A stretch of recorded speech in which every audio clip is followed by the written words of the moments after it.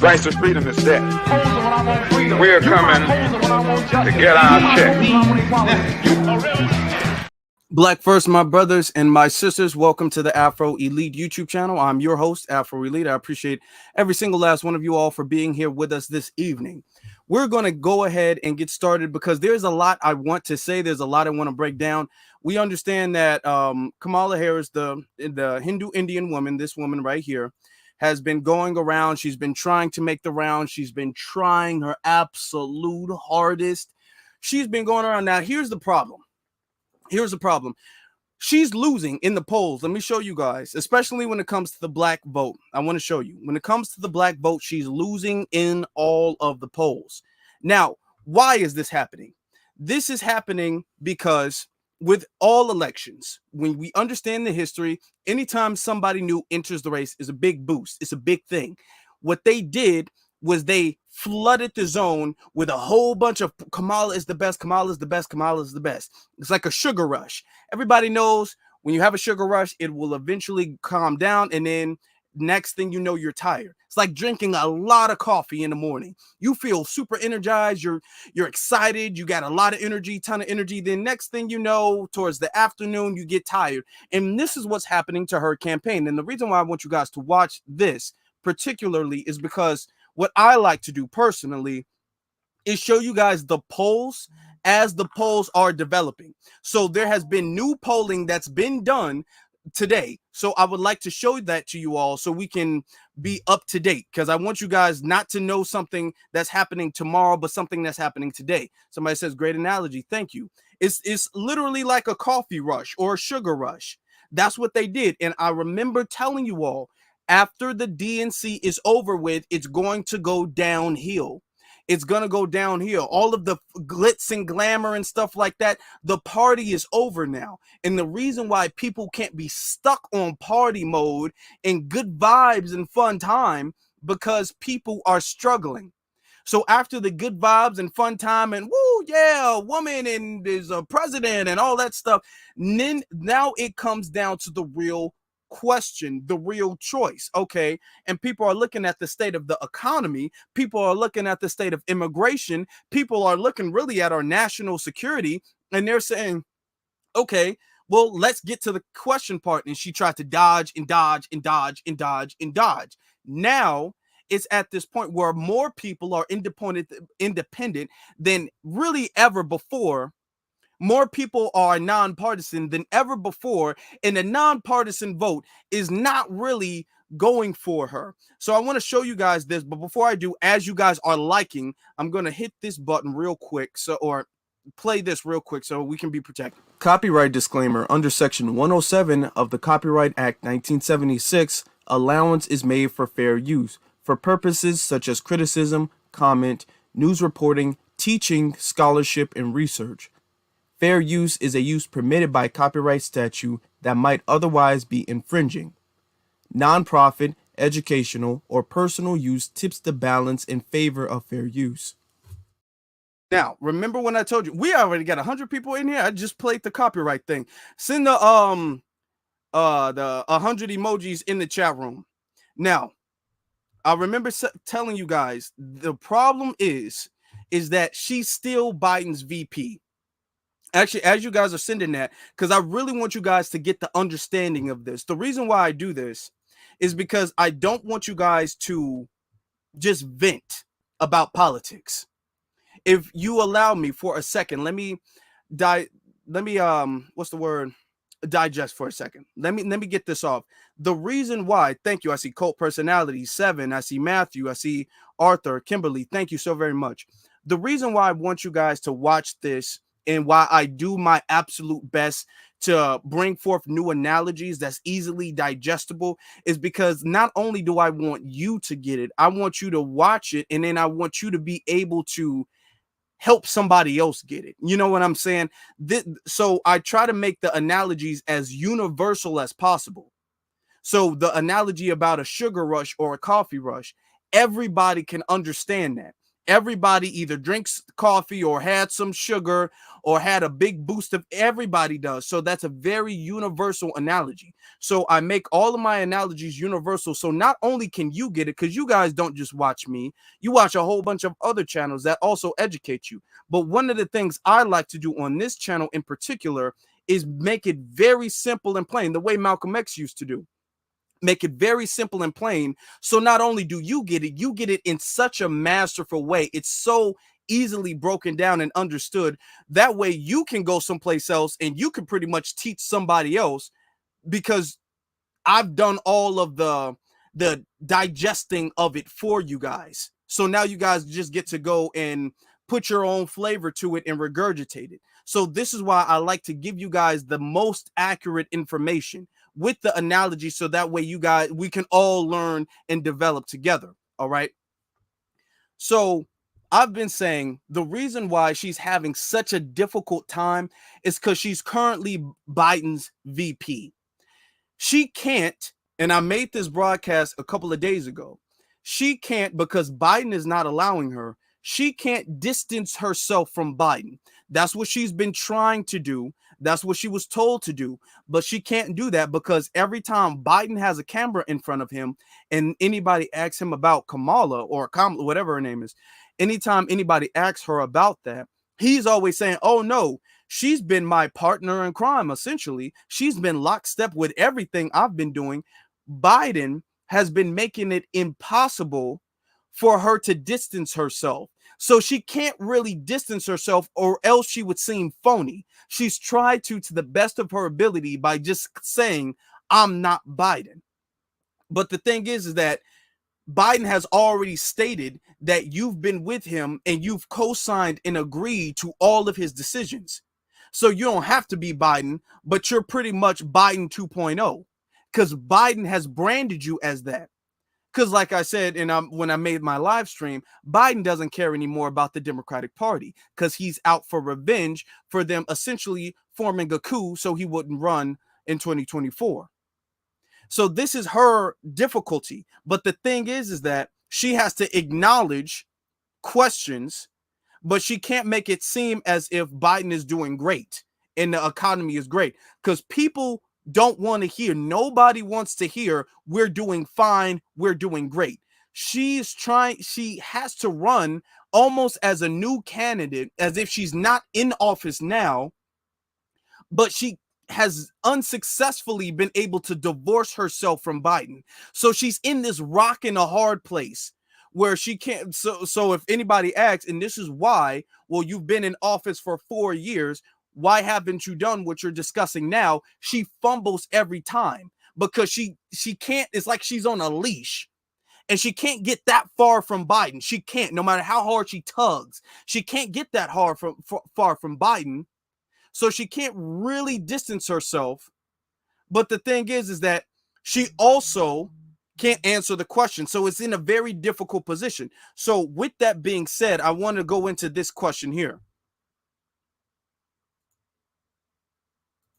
Of vice president for the past 4 years under the Biden administration. Just to let you guys know, all of these people, and I kind of just got the ones that I thought you guys would care about. There's some other ones about, like, you know, Gaza and stuff. So I got the ones pertaining to black folk. But I want you guys to know all of these people are independent. They're not Republican or Democrat. Some of them might be registered, but they're all independent. And this is a CNN town hall hosted by Anderson Cooper. Considering you have been in the position of vice president for the past 4 years under the Biden administration, how can we expect you to deviate from the direction of that administration compared to your own? How can we differentiate your policy and your beliefs from that of Biden's? That's a great question, and thank you. Well, first of all, my administration will not be a continuation of the Biden administration. I bring to this role my own ideas and my own experience. I represent a new generation of leadership on a number of issues and believe that we have to actually take new approaches. For example, what we talked about in terms of housing. My experience that leads to that priority includes what I did to take on the big banks around the foreclosure crisis when I brought billions of dollars to homeowners that were the subject of predatory lending. I know what homeownership means to the American people, not to mention what it. Now, and this is why she's the queen of dodging questions, but that's getting really old because they're asking, how can we know for a fact that because clearly she doesn't like what Biden has done. The person giving the question doesn't like the job Biden's done, like everybody else in America doesn't like the job Biden's done. I don't think Biden even approves of the job he's done. Nobody likes that. So she's asking, how would you be different? And then she's all like, well, I bring my own unique experience and all that stuff. And then she goes into her background, which doesn't really state the difference. We're talking about policies, not her background. Listen. It meant to my mother, who worked very hard and saved up so that by the time I was a teenager, she was able to buy our first home. I bring to it my experience actually taking care of my mother when she was sick. And it was. And here she goes about her mama again. At this point, we know more about her mama than some people know about their own mama, because every time she gets up there, there's always something about her mama. As it turned out, dying from cancer. And so I know what it means and have the experience of taking care of an elderly relative, and I have raised children. And so she's raised children. Where? Whose children? She don't have no kids. She doesn't have any children.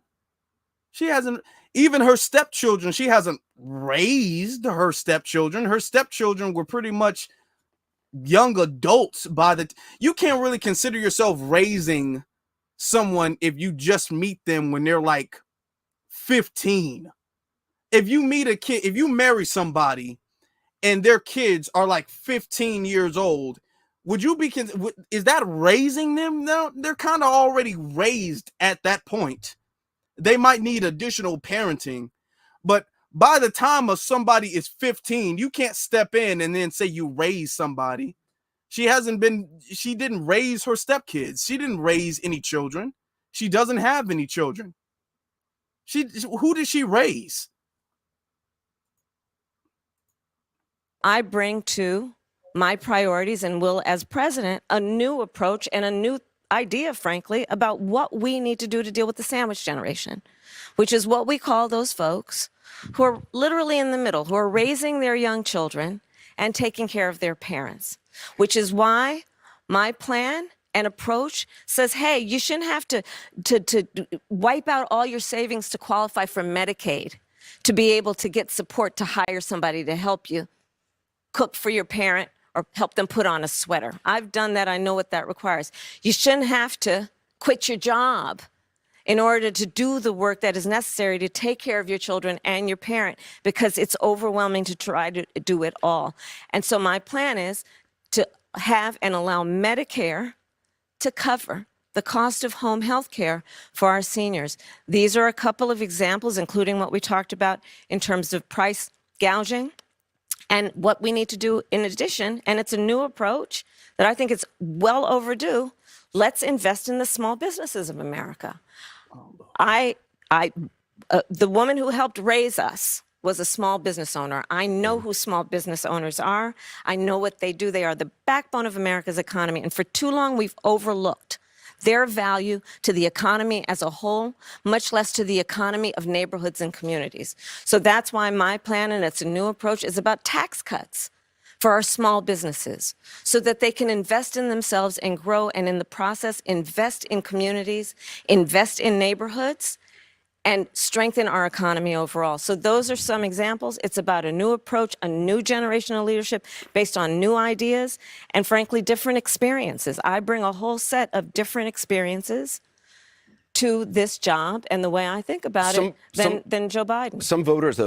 And listen, before Cooper gets in, because Cooper's trying to be direct, because she's going all over the place. She just kind of rambles. I want to remind you guys, when she was on The View and they asked her this question, this is what she had to say. The same question, pretty much. This is what she said. If anything, would you have done something differently than President Biden during the past 4 years? There is not a thing that comes to mind in terms of, and I've been a part of most of the decisions that have had impact. There's nothing that comes to mind. When that's said, there is nothing more to say. It doesn't matter her background, her godmother having a small business, her mother having cancer and she got to put a sweater on. None of that matters at that point. At the point where she says there is absolutely nothing I see wrong with what Biden has done. Nobody likes Biden. You're saying that you're not Biden and you bringing new ideas. And then when someone asks you, is there anything that Biden's done that you would have done, anything in the last 4 years you would have done differently, and you said nothing comes to mind?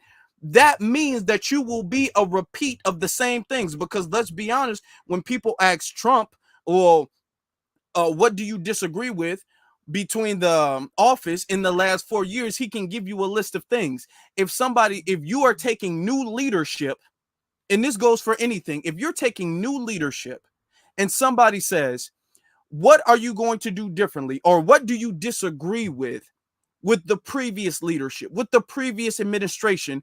And you say, I don't see anything I disagree with. Nothing comes to mind that I disagree with the previous leadership.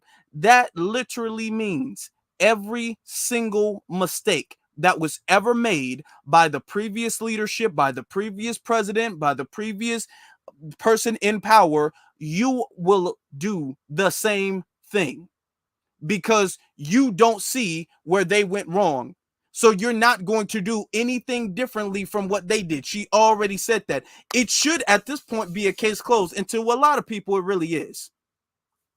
It really is to a lot of people.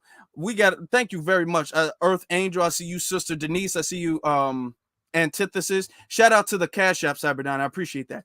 Now, I want to go back to what Anderson Cooper actually... So might ask, you've been in the White House for 4 years. You were vice president, not the president, but... Remember, I said earlier before we started, every time someone brings up you were the vice president for 4 years and you ain't really did none of the stuff you talking about right now, or even because some people like to bring up, well, she's only been the VP and the VP has no power whatsoever. Let them tell it. The VP has no power, no say so. They can't get anything. Let them tell it. But she has not even advocated. She hasn't voiced any of these issues that she's voicing now besides abortion. That's the only issue that we've heard her advocate for while she was VP, that she's still advocating for now. The whole, we're going to do this when it comes to Medicare and Medicaid, and then we're going to do this when it comes to the sandwich generation. She's just started thinking about that. She just started thinking about that. This is not her policy that's been well known. She was talking before about banning fracking. Now she's for fracking. She was talking about banning the border, which we will get to. We will get to that. She was all of these things. She hasn't said any of that stuff while she was VP for 4 years. So listen to her response. And boy, the word salad, the queen of dodging questions. Listen.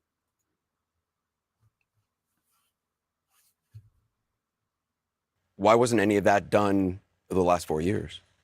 Well, there was a lot that was done, but there's more to do, Anderson. And I'm pointing out things that need to be done, that haven't been done, but need to be done. And I'm not going to shy away from saying, hey, these are still problems that we need to fix.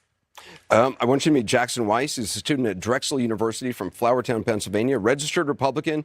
There's a lot that's been done, but there's more that needs to be done. What has been done? They can't say, she can never say what's been done or why she hasn't done that. Now, listen to this. If you thought the other one was bad, look at this. Says he's leaning toward voting for you, but is yet to make up a final decision. Jackson. Thank you, Anderson. Hey, Jackson. Thank you for taking the time to be here, too, Vice President Harris. Thank you.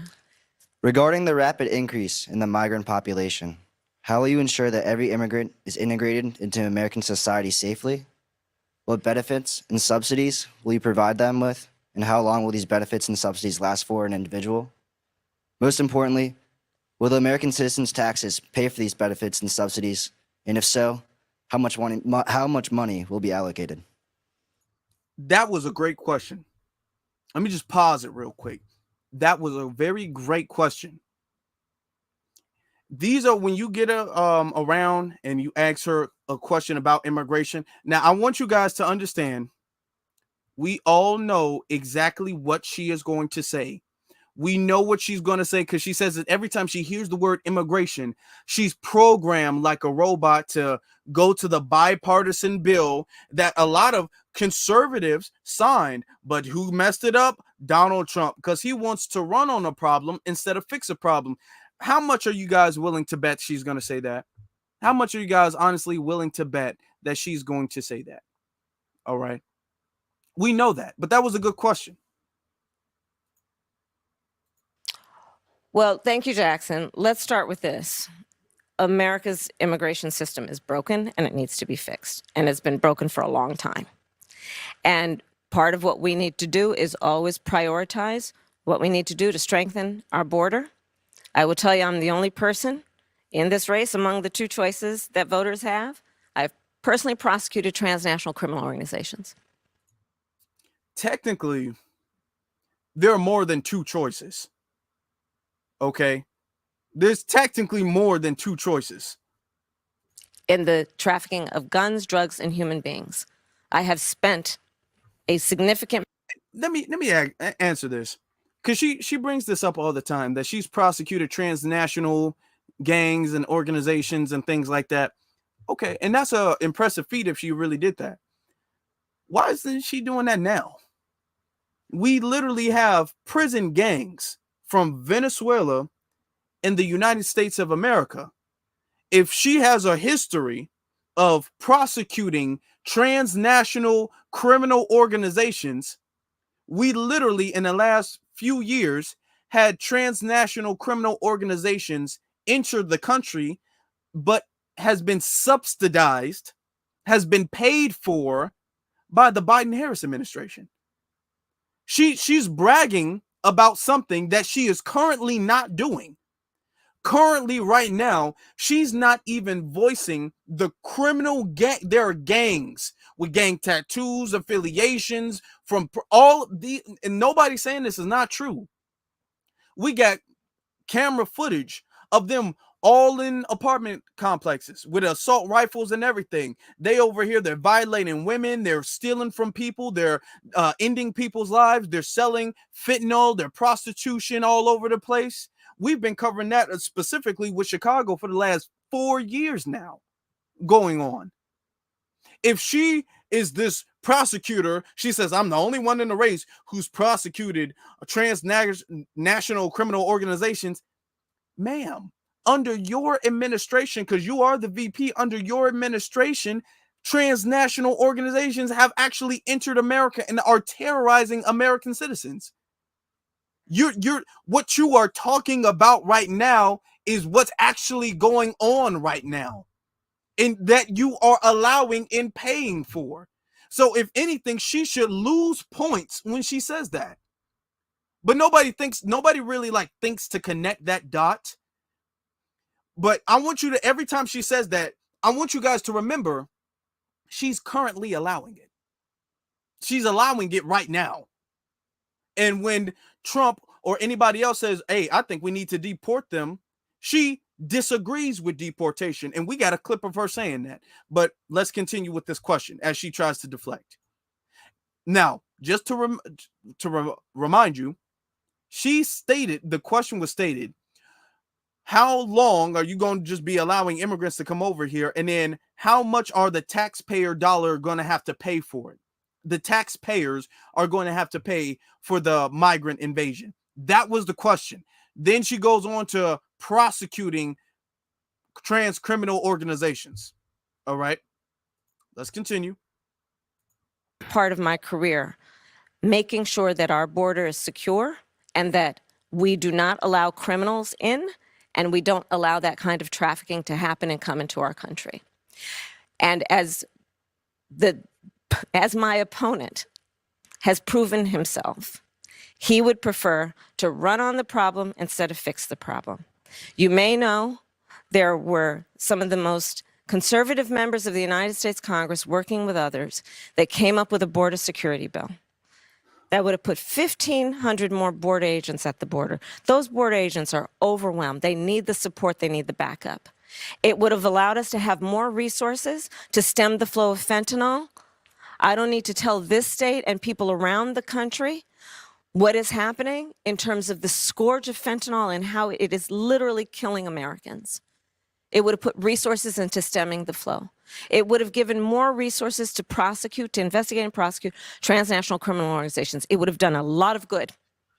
Donald Trump got wind of the bill and told them, don't put it forward. He killed the bill because he'd prefer to run on a problem instead of fixing a problem.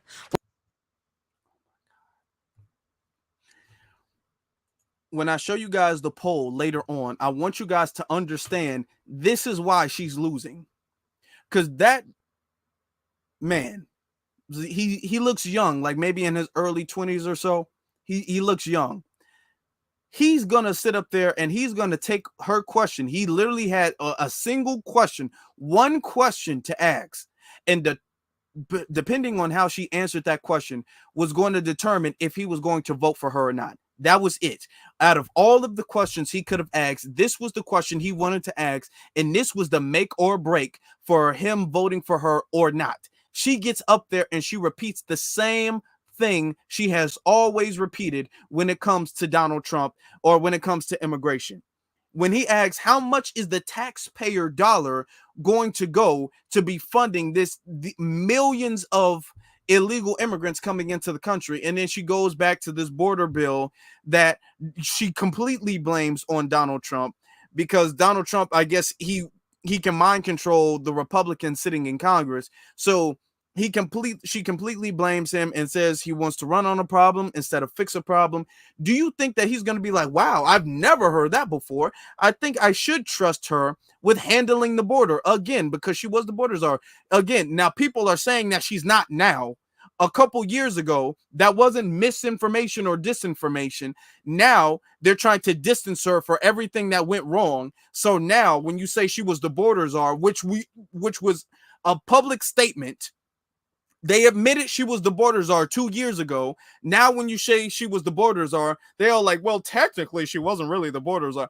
Okay, y'all just you're little changing the names up. She was in charge of making sure the border was under control, and she did a terrible job at that. Whatever label you want to give it, the border czar, the border commander, the border chief, the border whatever, she was in charge of making sure the border was not a disaster, and she fumbled that. It's her fault. It is.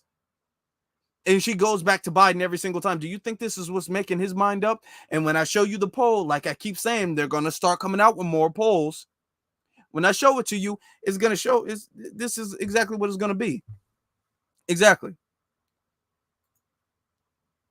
We have to have a secure border, and we have to have a comprehensive pathway for citizenship. And that includes requiring people, hardworking people, to earn citizenship and do it in a comprehensive, humane, and orderly manner. Let me ask you about now. Before Cooper gets in, let me give you guys this.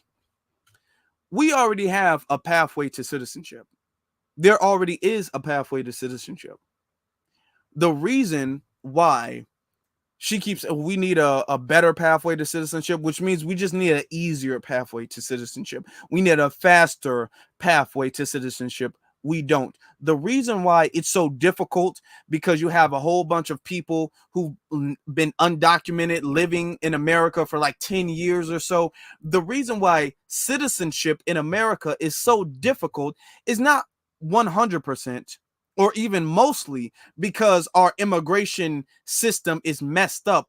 It's because when you have people who are waiting, when you have people who've been here, they go through the paperwork, they go through the process, the vetting process and everything, and they're trying to go on their way to becoming citizens, and then you flood the zone with people who lie about their paperwork, with people who overstay their visas, with people who falsify green cards, with people who do anchor baby scams. When you have a whole bunch of people flooding the zone, it makes it more difficult for the people who are trying to do it the legal way.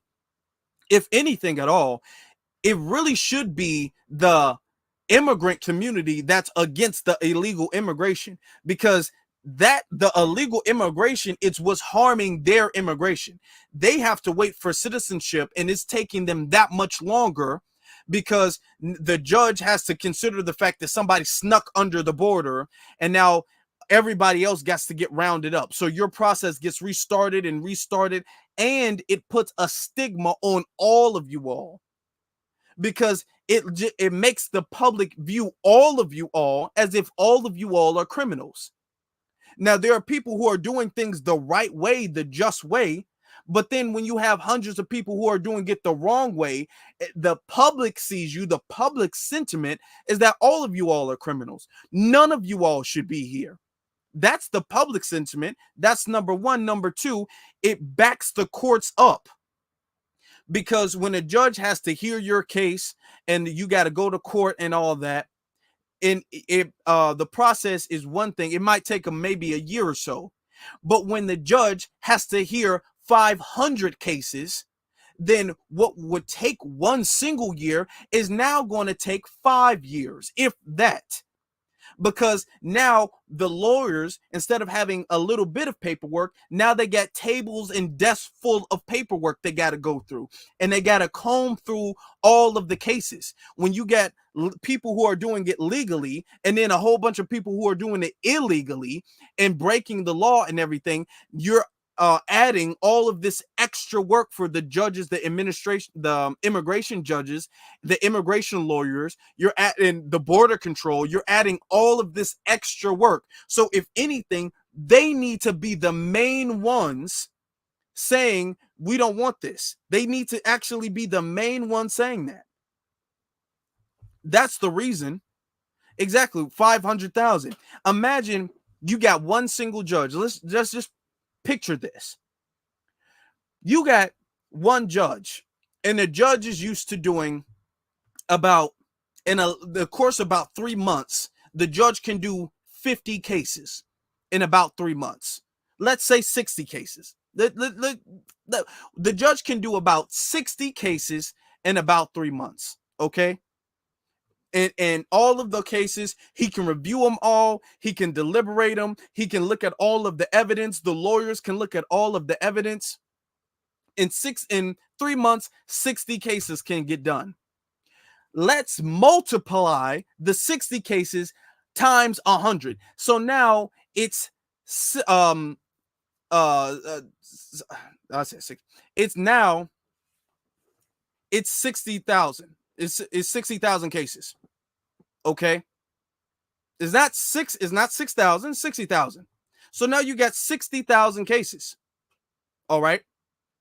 So now what the judge would take 3 months, now he has to take about 100 times as long as he was going to take. So now from 3 months, now it's got to expend about like, I'm just giving the math. I'm not really doing the numbers like that. Now it's going to take about like 7 years. It would take, he could get 60 cases done in 1 year, but since you're overwhelming the courts and everybody is backed up to the brim because you're just flooding the gate, they're swimming under the rivers, they're climbing the walls, they're climbing under the barbed wire, they're cutting the barbed wire and sneaking through. Some of them are getting visas and overstaying their visas. Some of them are coming in and then they're having anchor babies, so now they're staying in here. When you're doing all of these other things, it's making it harder for anybody to actually get citizenship here. That's the problem. If you had a stricter border, then actually immigration can go a lot smoother. But they don't want to talk about it like that. Continuing though. You talk about the bill that Donald Trump quashed. That was in 2024. You talk about the bill he tried to get passed in 2021. That wasn't able to get passed. 2022, 2023, there were record border crossings. Your administration took hundreds of executive actions. It didn't stem the flow. Numbers kept going up. Finally, in 2024, just in June, 3 weeks before the first presidential debate with Joe Biden, you institute executive actions that had a dramatic impact, really shut down people crossing over. Why didn't your administration do that in 2022, 2023? See, and this was the same question that the other guy from Fox News said. It was a great question. Hold her to that. Now watch her, the queen of deflection. Watch this. Just watch. Because she waited until 6 months before the election to talk about a bill as if the immigration problem just happened 6 months ago. So watch her deflect. First of all, you're exactly right, Anderson. And as of today, we have cut the flow of immigration by over half. In fact, the numbers I saw most recently, illegal immigration. But if it was low. that easy with that finish. executive action, why not do it in 2022, 2023? Because we were working with Congress and hoping that actually we could have a long-term fix to the problem instead of a short-term fix. You couldn't have done one and both at the same time? Well, here's the thing. We have to understand that ultimately this problem is going to be fixed through congressional action. Congress has the authority and the purse. I hate to use DC terms, but literally they write the checks. Part of the issue is in order to really fix the problem at the border. I was just at the border recently talking with border agents. You know what they talk about? Yes, they are overwhelmed. They're working around the clock. And the other thing that they talk to me about, we need more judges down there to deal with asylum claims. We need more personnel down there to deal with processing. But Anderson, and that's where Congress kicks in terms of dedicating the resources to actually fixing the problem. We have dealt with it such that, to your point, we now, as of today, as of our visit, have lower undocumented immigrants and illegal immigration than Trump when he left office. That's true. But we need a permanent solution, and that requires bipartisan work. Do you wish you'd done those executive orders in 2022, 2023? I think we did the right thing, but the best thing that can happen for the American people is that we have bipartisan work happening, and I pledge to you that I will work across the aisle to fix this long-standing problem. I think the American people are demanding it on both sides of the aisle, and it's time we actually put the partisan approach to this aside. We know what can work. Well, let's talk about this compromise bill that you want to pass. See, let me tell you something. What she should do is she should just, if I was working with her campaign, I would say when it comes to the immigration thing, you are going to have to take some account, just a little. You got to take it all, really, just some, because at first it was Fox, now it's CNN saying, well, you could have done this years ago. This bill, you're trying to put the whole immigration problem on this one individual bill you came up with a few months ago. And we've had this problem for years now. For years, you guys have been actually paying for them, because Anderson Cooper's not going to go all the way with it. I'm going to go all the way with it. Not only have they been allowed to come over here, they have been getting money. They've been receiving checks. They've been getting government money. So it's not like, okay, well, we were trying to talk to Congress, but you understand Congress can be really difficult sometimes. So we were trying to come up with we just really didn't think of the idea of an executive action, even though when Biden became the president, he signed a record-breaking number of executive orders. We just didn't think that, immigration should be one of those executive orders. She's not even saying it like that because you can't, because you guys literally because when Greg Abbott, the governor of Texas, said, hey, we're going to completely stop it entirely, Biden was fighting with Greg Abbott to allow more of them to come over here. Because when we document this stuff, when I do my thing and I document this stuff for the last few years or so, I remember all of these cases. I remember how he was fighting with Greg Abbott for them to come over here. I remember all of the press conferences, the fact that he said he wasn't going to deport any of them, the fact that he said that they needed to be more humane, and all of that. They've allowed them to come over here. Now, all of a sudden, they want to make it seem like Congress is the reason because Congress couldn't get it together, when in the first couple of years, with Biden and Harris being in office, Congress was blue. They had the House and the Senate until 2022. So what do you mean you couldn't get it past Congress? You got everything else past Congress. It was in 2023 where you didn't have both the House and the Senate. In 2022, you had the House and the Senate. You've been allowing them to come over here. You've been paying them to come over here. You've been subsidizing them to come over here. Talking about work visas and everything. So you can't blame this on Congress. All of this deflection and trying to blame this someplace else, this is what's hurting her. If I was working with her campaign, I would say this. What you need to do is take accountability for the border. You need to say, we messed up. I can fix the problem. I know how to fix the problem. I know what we did wrong. We're going to reverse it. We're going to fix it. But we messed up. The reason why, let me just break this down real quick. The reason why she doesn't want to say she messed up is because she knows the second she admits that she messed up, Trump is going to eat that up. Trump is going to say, see, I've been saying it for years. I told you guys. See, now they're on my side. Now they're saying what I'm saying. It's going to make Trump look like he was right about immigration the whole time. And they cannot afford to make Trump look like he was right about anything. They want to make him be the entire bad guy for every single thing. So they can't give him anything. And that's the rock and the hard place she's in.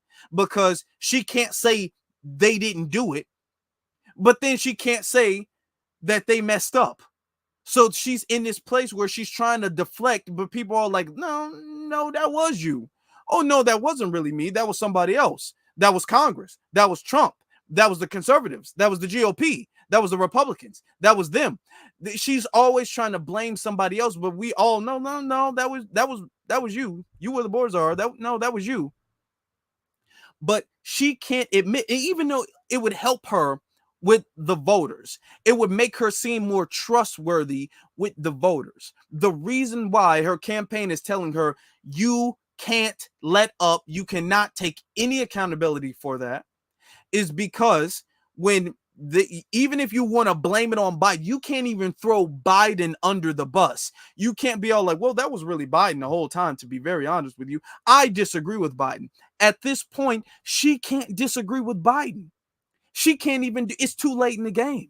She can't even disagree with Biden, because the second she disagrees with Biden or disagrees with the way immigration has been handled, then Trump is immediately going to get out there and say, I told you so. I was right. They finally admitted that I was right. And in the eyes of everybody, they're going to be like, well, damn, Trump was right. Yeah, I mean, you admit that you were wrong, so you have to admit that he was right about it. And they can't do that at all. So she's really stuck. She's really stuck. Let's continue with this question. If you're elected, you said that's going to be a priority. It includes $650 million in funding for the border wall. That's something Republicans wanted. That was part of the compromise. Under Donald Trump, you criticized the wall more than 50 times. You called it stupid, useless, and a medieval vanity project. Is a border wall stupid? Well, let's talk about Donald Trump and that border wall. So remember, Donald Trump said Mexico would pay for it? Come on, they didn't. How much of that wall did he build? I think the last number I saw is about 2%. And then when it came time for him to do a photo op, you know where he did it? In the part of the wall that President Obama built. But you're agreeing to a bill that would earmark $650 million to continue building that wall. I pledge that I am going to bring forward that bipartisan bill to further strengthen and secure our border. Yes, I am. And I'm going to work across the aisle to pass a comprehensive bill that deals with a broken immigration system. I think Jackson's question, part of it was to acknowledge that America has always had migration, but there needs to be a legal process for it. People have to earn it. And that's the point that I think is the most important point that can be made, which is we need a president who is grounded in common sense and practical outcomes. Like, let's just fix this thing. Let's just fix it. Why is there any ideological perspective on this? Let's just fix the problem. To fix the problem, you're doing this compromise bill. It does call for $650 million that was earmarked under Trump to actually still go to build the wall. I am not afraid of good ideas where they occur. So you Anderson. don't think it's stupid anymore? I think what he did and how he did it did not make much sense because he actually didn't do much of anything. That doesn't answer the question. The question is the concept of the border. Lord, listen. The question is, was the concept of the border that you kept saying for years was a stupid idea? Now you're actually trying to implement the idea that you previously have been well known for saying was stupid. Why did you switch that up, or can you officially switch that up? And then she starts going and going and going on and on and on and on. She keeps going and she keeps going and she keeps going. And this is, none of this stuff moves the needle. Because, like I said, they know if she gives anything away, first off, I honestly don't think that she would do anything differently from what Biden did. I do not think so. Even if Trump wasn't running, she would do the exact same thing Biden did. It doesn't matter who was running. She would do the exact same thing. And as a matter of fact, I think she would be a lot worse on immigration than even Biden. And Biden has been historically bad. There has literally not been another president that's worse than Biden on illegal immigration ever. Ever. And I think she would be worse. Much worse. Even if Trump wasn't a contender. All right. But the thing is that when she's asked these questions about okay, you want to build the wall, but the thing is that now you're switching up. You're trying to get some of the moderates and you're trying to get some of the GOP, but you don't want to lose the liberals and the Democrats. So you're trying to be vague. And every time somebody asks you a question, you get to laughing and moving. She gets to laughing and moving around all the time. And then she gets to this whole thing where she tries to speak in this very general thing like, why can't we just do everything? Why can't we just come together and just work? Why can't we just get along? Like, no, we're not in kindergarten. This is not a Disney cartoon where somebody can say, why can't we just get along? And then somebody shakes hands and hugs and the situation is fixed. And I'm going to be honest with you. After I read these things, I'm going to be honest with you. CNN did another panel afterwards, and it kind of tore her up, to be honest. Let's get to Jay Boy sends a super chat saying, and I appreciate that. Thank you. Says, Kamala is one of the worst candidates ever. I agree. In my lifetime, I don't think I've ever seen a candidate, especially a presidential candidate, worse than her. And everybody knows that, which is why she didn't make it to the top of the ticket in 2020. Everybody knows that. She didn't get close. She didn't get close. So, yes, that's a fact. That's not an opinion. That's really a fact. Janice says, where is #MeToo on Douglas putting hands and feet on ex-girlfriend? The woman didn't deny it happened. Hey, that's a good question, too. Now, this whole trust women and pro women stuff that she's doing, that Harris is doing, where is that? Thank you, Janice. I appreciate that. Where is Me Too? I'm gonna be honest, Me Too is very hypocritical. The standards of Me Too is very hypocritical. Okay. Let me, CNN did their thing, and CNN did not like what she had to say. Y'all check this out. And now fast forward, this is towards the end when they do the panel. And they focus on, this latest chapter with the Hitler story of John Kelly, but generally anti-democratic behavior and the threat that represents. And she obviously was well prepared for that. She was very strong on, as she has been, on abortion rights because she feels passionately about it. She could be clinical on some of these economic issues. She was great on the long-term care for the elderly, to help people in the sandwich. The anecdote about helping her mother put on her sweater and her final days. The things that would concern me, and then she did one thing at the end that I thought was really important.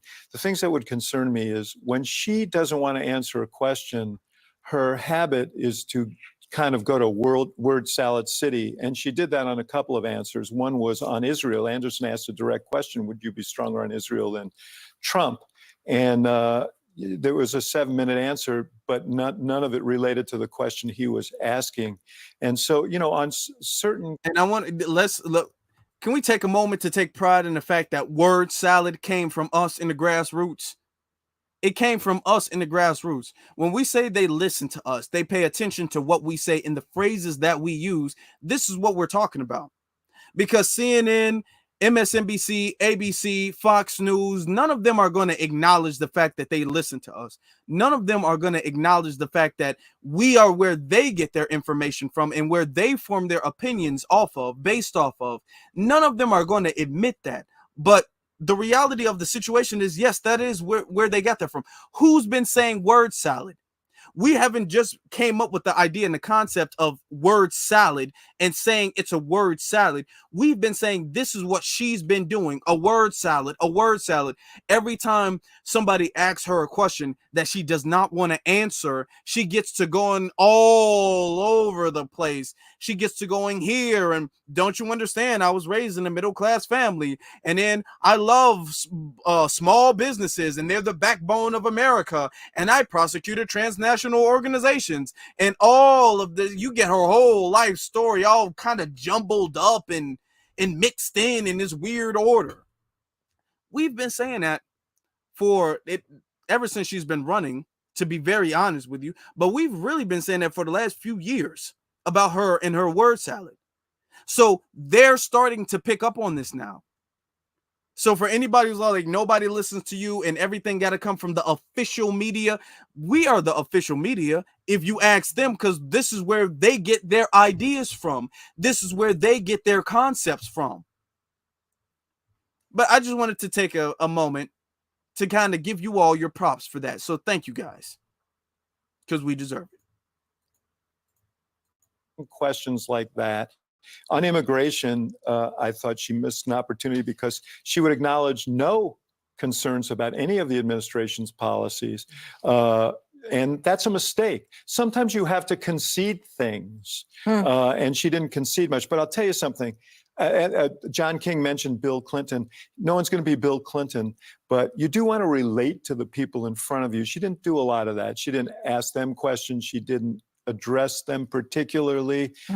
So she was giving set pieces too much, but she said something at the end that I thought should be actually a frame. If they want to go down this road, this is a great frame. She said, he'll have an enemies list, I'll have a to-do list, and the to-do list is going to be the concerns you mentioned tonight. I think that is a fundamental argument here. What are their respective motivations, and and who's going to actually work on the stuff that is going to impact positively on your life? Right, you mentioned the question back and forth with Anderson about Israel, and that was actually structurally in the way that this town hall was conducted. She talked about Gaza and then was talking about Israel and anti-Semitism back to back, which I know stood out to you. Yes, I think that she is running into an incredible challenge this cycle of you don't want to alienate Jewish voters who are heartbroken after October 7th. They want the hostages released. They want a ceasefire deal. And then the Gaza protesters who are critical in Michigan, where you've got a huge Arab population. And I worry that the fear to answer either side of the question makes her alienate both communities. I thought that was one of the weaker moments. There's a direct way to answer the issues with anti-Semitism. And by the way, point them to a history of anti-Semitic actions by the former president, dining with an avowed neo-Nazi, Nick Fuentes, Charlottesville, his language after that. I think those could have been a stronger moment. She's clearly very nervous. She didn't bring any of those things up. Yeah, those are key constituencies. But what I thought she did extraordinarily well is they clearly have data that this John Kelly story, the unfitness, the danger of Donald Trump is breaking through to people, because it was almost like, what was the score of the baseball game? And it was like, well, John Kelly and generals warned that. Now she says it's breaking through to people. Remember that, because I'm going to show you guys the polls later on. So remember, she's saying it's breaking through to people. They'll just say anything. They'll just lie. They just have no need to tell the truth at all. Yep. I think that they know that that works with a swath of voters that are still gettable now, because that came up in pretty much every other answer. She kept going back to it. And I do think it's powerful. And I would add, personal stories. She shows a humanity that Donald Trump just doesn't have the same ability to convey. He certainly didn't take care of an ailing parent. He hasn't talked about that. He hasn't talked about his faith in great detail. He hasn't That was a cited good scripture or moment. prayed. Those are her moments where I think you see a little more of her, and the public needs that. No, Yeah, no. Okay, this is them trying to low key save her a little bit. The whole, well, she's really trying to show her humanity and relate to people and show her. Listen, I'm be honest with you. We need to hear that about maybe once. You took care of a sick parent. You understand what that's like. We need to hear that one single time. That's it, and that's all. We do not need for you to take every single question and find a way to crowbar your mother in every question. We don't need that. It's actually becoming a bad thing at this point. She's trying to make it seem like, well, she's showing her humanity, and that's really getting through with people, and it's really breaking through with people. It's not. It's not her showing her humanity. It's her trying to deflect. She's literally trying to deflect to her mother every single time. And she's trying to, instead of talking about logic and policy, she's trying to make you feel some type of heartstring relationship to her. Because she talks about her mother, she makes it seem as if her mother was poor. She keeps wording it in this way of her mother had to save up so she could buy a house and she could do this, and she died of cancer. And of course, we all know cancer is sad. But let's be very honest. Let's be very honest. She was not poor. Her mother was an award-winning cancer researcher. Her father was a famous economist in Jamaica. She did not grow up poor. Her mother bought a very nice house in Canada. She didn't grow up poor at all. She says things about her mother not to let people know that she cares for the elderly. She tries to say things about her mother because she wants you, as the public, to see her in a more not a sympathetic, a more relatable light than Donald Trump. Because every time she talks about her mother, it would be one thing. Let me, because we got to really acknowledge this, and I appreciate we got a lot of people in the room. It would be one thing if you talked about your mother and your experience and say, you know what, I understand it's difficult to deal with a sick parent. I understand it's difficult to deal with a parent who's dying from cancer, and you're trying to do all you can, and you got to take off of work and all, because a lot of Americans can actually relate to that. A lot of Americans can relate to that. There was a certain point in time, and I'm not trying to get too personal. It was a certain point in time when my great grandmother lived with us when she was toward ending her life. You know, when she was on hospice, she lived with us. And actually, another one of my other great grandmother was being taken care of by the family. She didn't live with us, but she was being taken care of by the family when she had breast cancer. So I can actually relate to that story. And a lot of Americans can relate to that story. It would be one thing if she just told that story so we can relate to it and we can understand her perspective about taking care of it. We can understand her importance about taking care of it. But that's not what she does when she tells that story. Every time she tells that story, she always tells that story and then tries to juxtapose that to Donald Trump. She tells the story about being in a middle-class family and then juxtapose that to Donald Trump, who got $400 million and then had to file for bankruptcy 6 times. She always tells it in that order. She doesn't tell it in the order of, I can see you guys and I can relate to you guys because I understand you. She tells it so she can make it seem like I'm better than Donald Trump. And this is what people are tired of.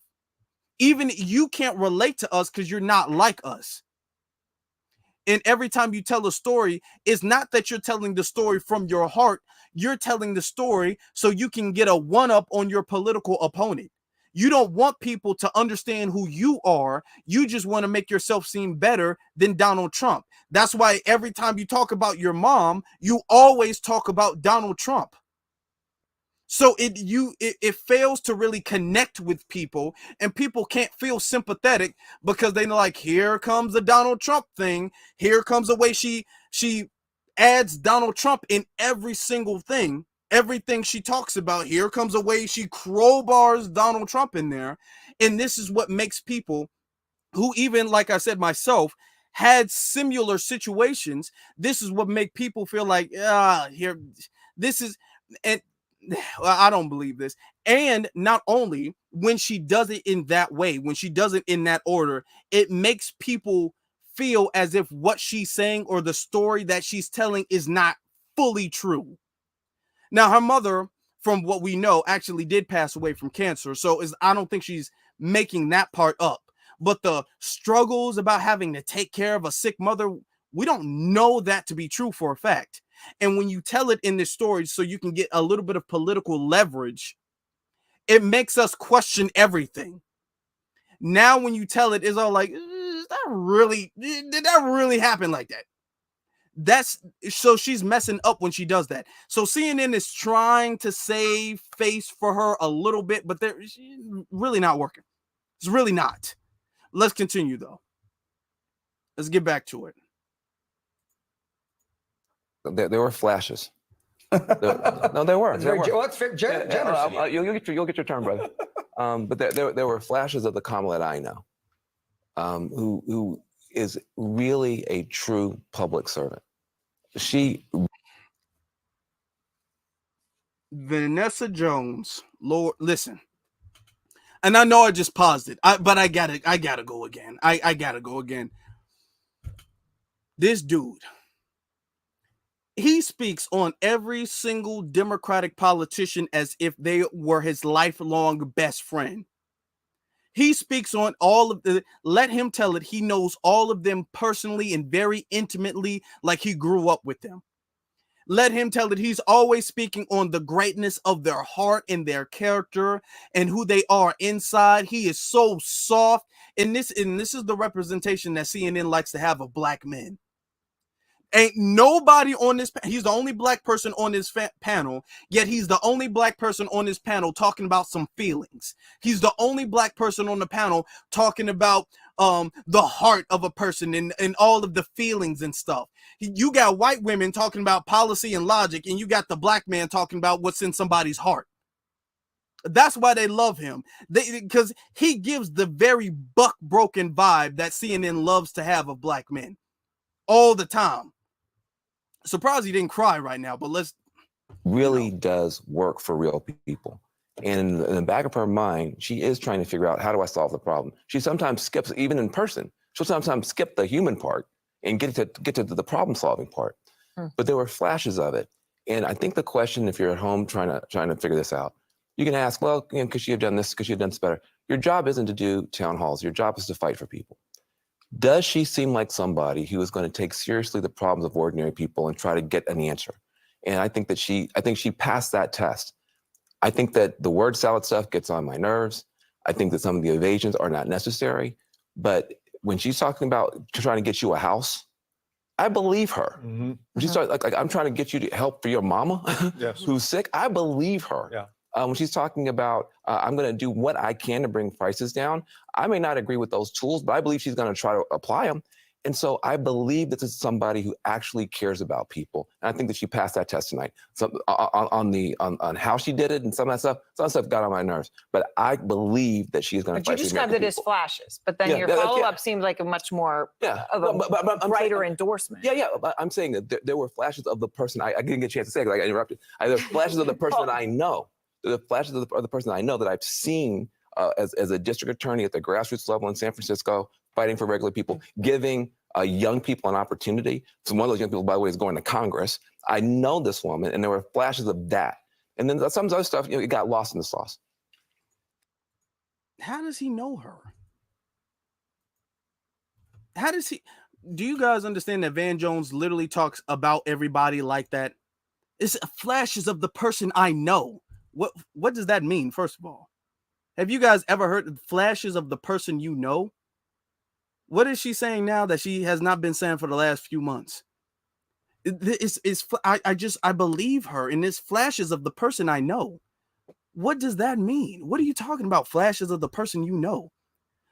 And how do you know her exactly? Where have y'all like really met to the point? Because he's not saying like he knows of her or they met or anything like that. The way Van Jones is talking about her, he makes it seem like he grew up with her, like they lived across the street, and that did not happen. That didn't happen at all. And when he puts all this extra stuff on it, it makes people just completely dismiss everything he says. I think Republicans would take another hour of Kamala Harris. We just press play, let her keep going. We'd pay for another hour to let her keep non-answering the questions. I think Anderson's asking her, well, why haven't you done it? You've been there for 4 years. Why have you done any of this? And the word salad answer she gave to that was just mind-boggling. I mean, it's blown up the internet, her answer to that question.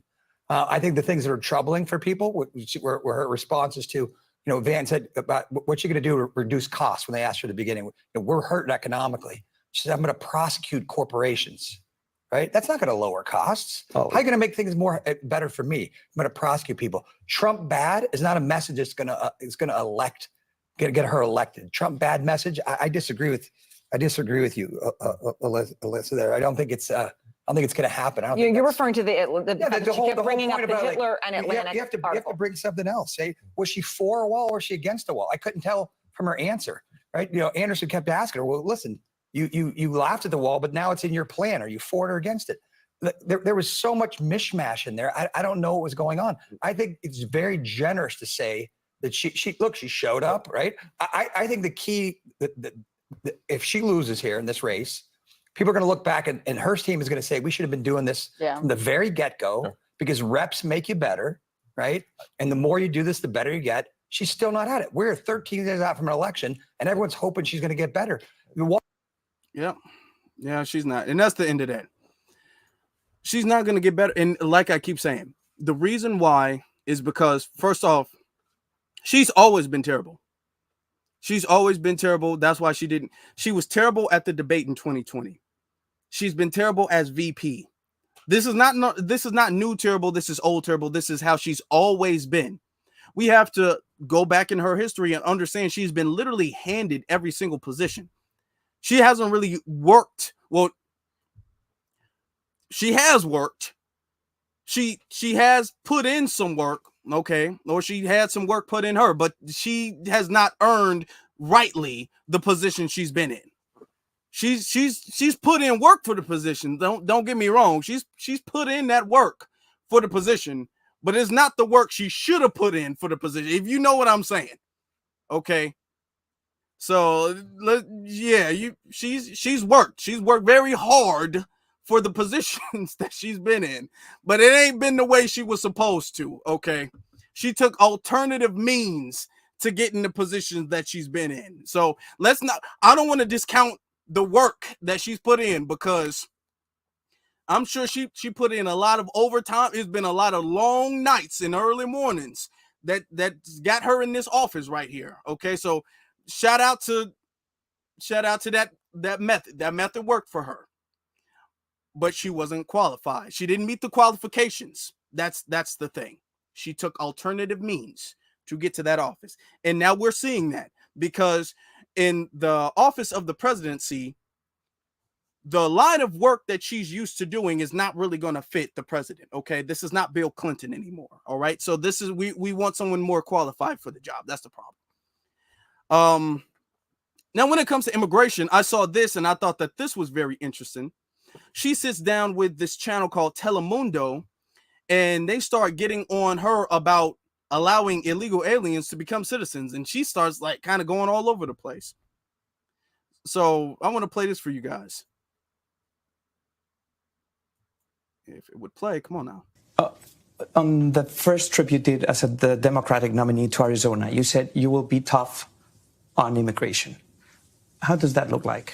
Well, I have personally prosecuted transnational criminal organizations who have trafficked in guns, drugs, and human beings. I have prosecuted the Sinaloa cartel, the Guadalajara cartel. Mm-hmm. I understand, based on work I have done for years, the importance of having a secure border. And the work that I will do as President of the United States is to always ensure that we have a secure border and that we have a humane and orderly immigration system. America's immigration system has been broken for a long time, and it can be fixed.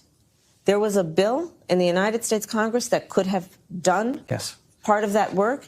Donald Trump killed the bill because he preferred to run on the problem instead of fixing the problem. I pledge to be a president who will fix the problem, understanding it's a false choice to suggest we either have a secure border or we have a comprehensive immigration system. We can't have both. We must have both. But, I mean, this bill, it includes stricter asylum requirements, more resources for border security, even shutting down the border. All of those are policies that President Donald Trump used during his presidency. So on immigration, has Donald Trump won the argument? Absolutely not. He literally stood in the way of what was at hand, a bipartisan bill, including some of the most conservative members of the United States Congress, that would have put 1,500 more border agents at the border to help those border agents who are working around the clock. It would have allowed us to have the resources to stem the flow of fentanyl, which is killing people in America. And he stood in the way of that progress. So, you know, he talks a big talk, but when it comes to actually putting in place solutions, he falls quite short. And I think it's very important that we remember also what he did on immigration, child separation policies, policies that were about vilifying people, separating children from their mothers. I hear you, but I think my question is, right now we're talking about border security, and there's nobody, no Democrat, talking about pathway to citizenship, an immigration relief, and the benefits that migrants bring to this country.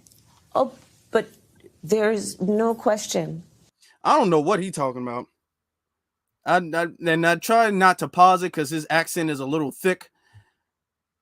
What is he talking about? Democrat? He don't know no Democrats that's talking about that. That's what every Democrat is talking about. I'm talking about from Brandon Johnson to Eric Adams. Eric Adams probably ain't saying that now, but Eric Adams was saying that. I mean, they've all been saying that. Biden's been saying that. She's been saying that. Who has not been saying it? What Democrat has not been saying that?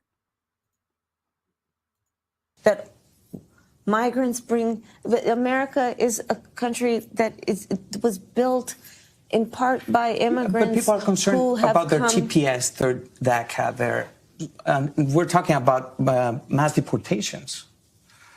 I'm not talking about.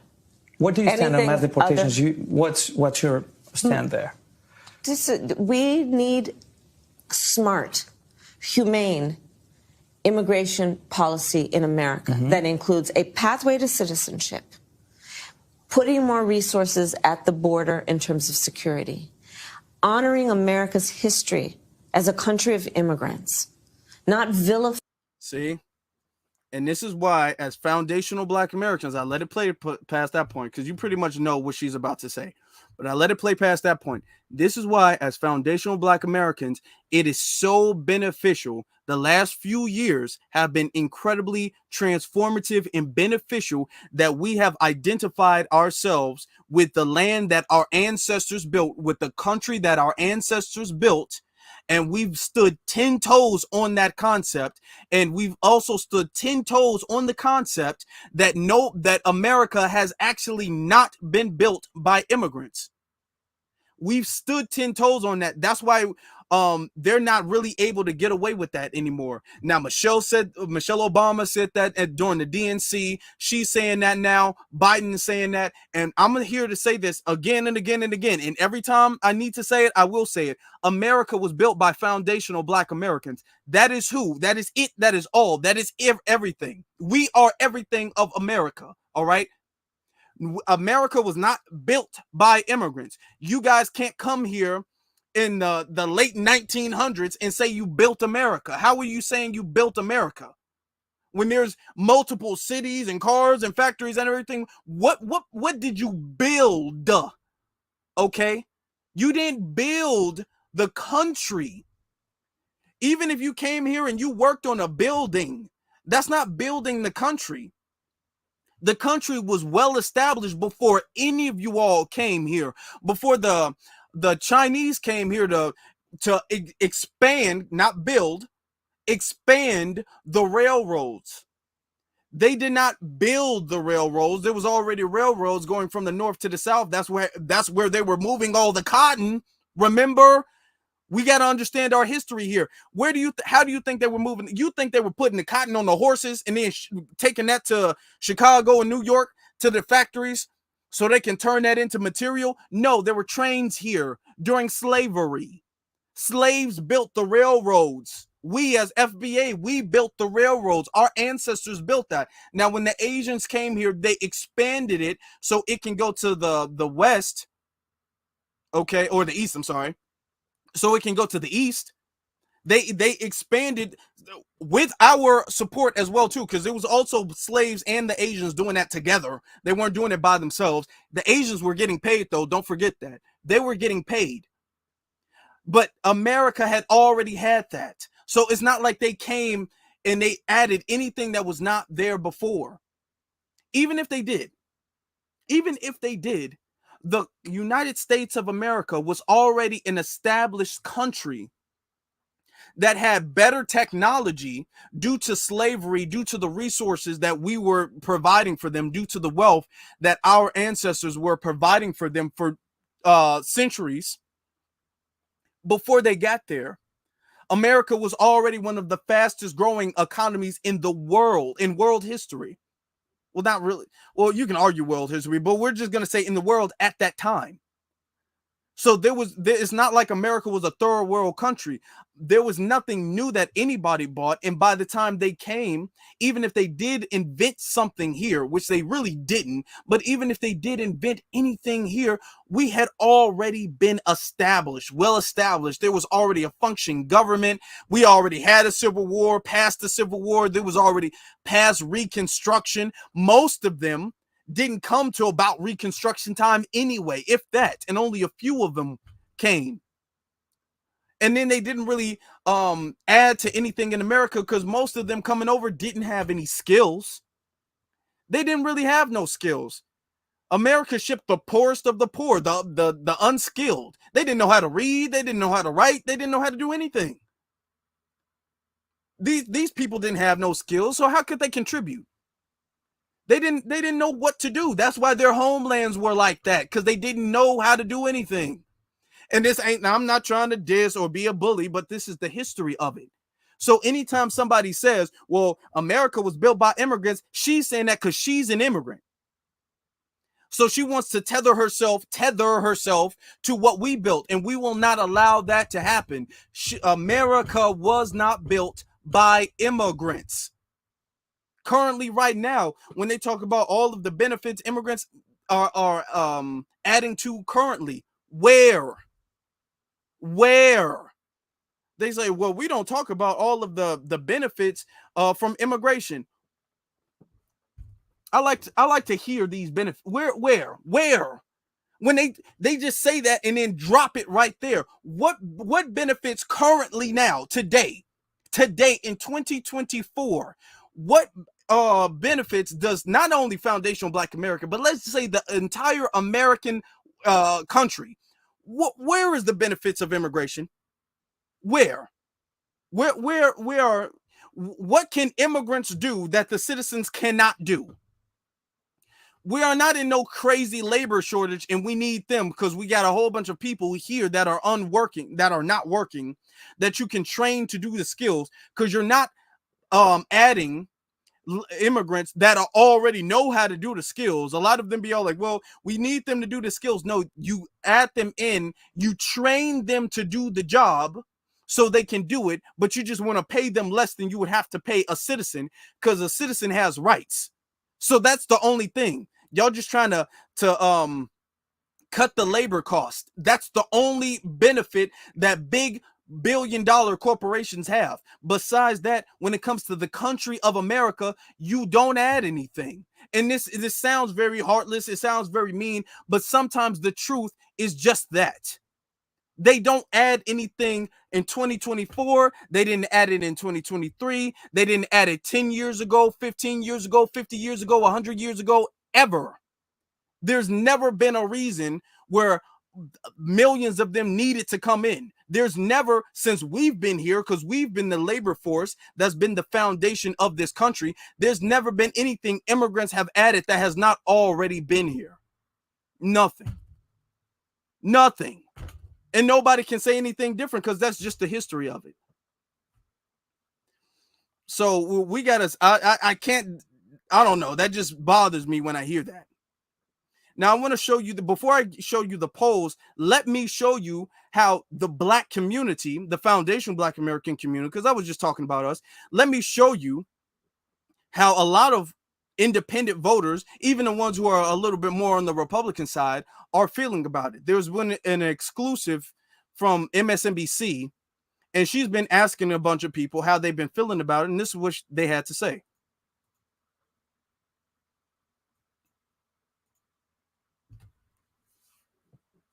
Come on now, play it, damn it.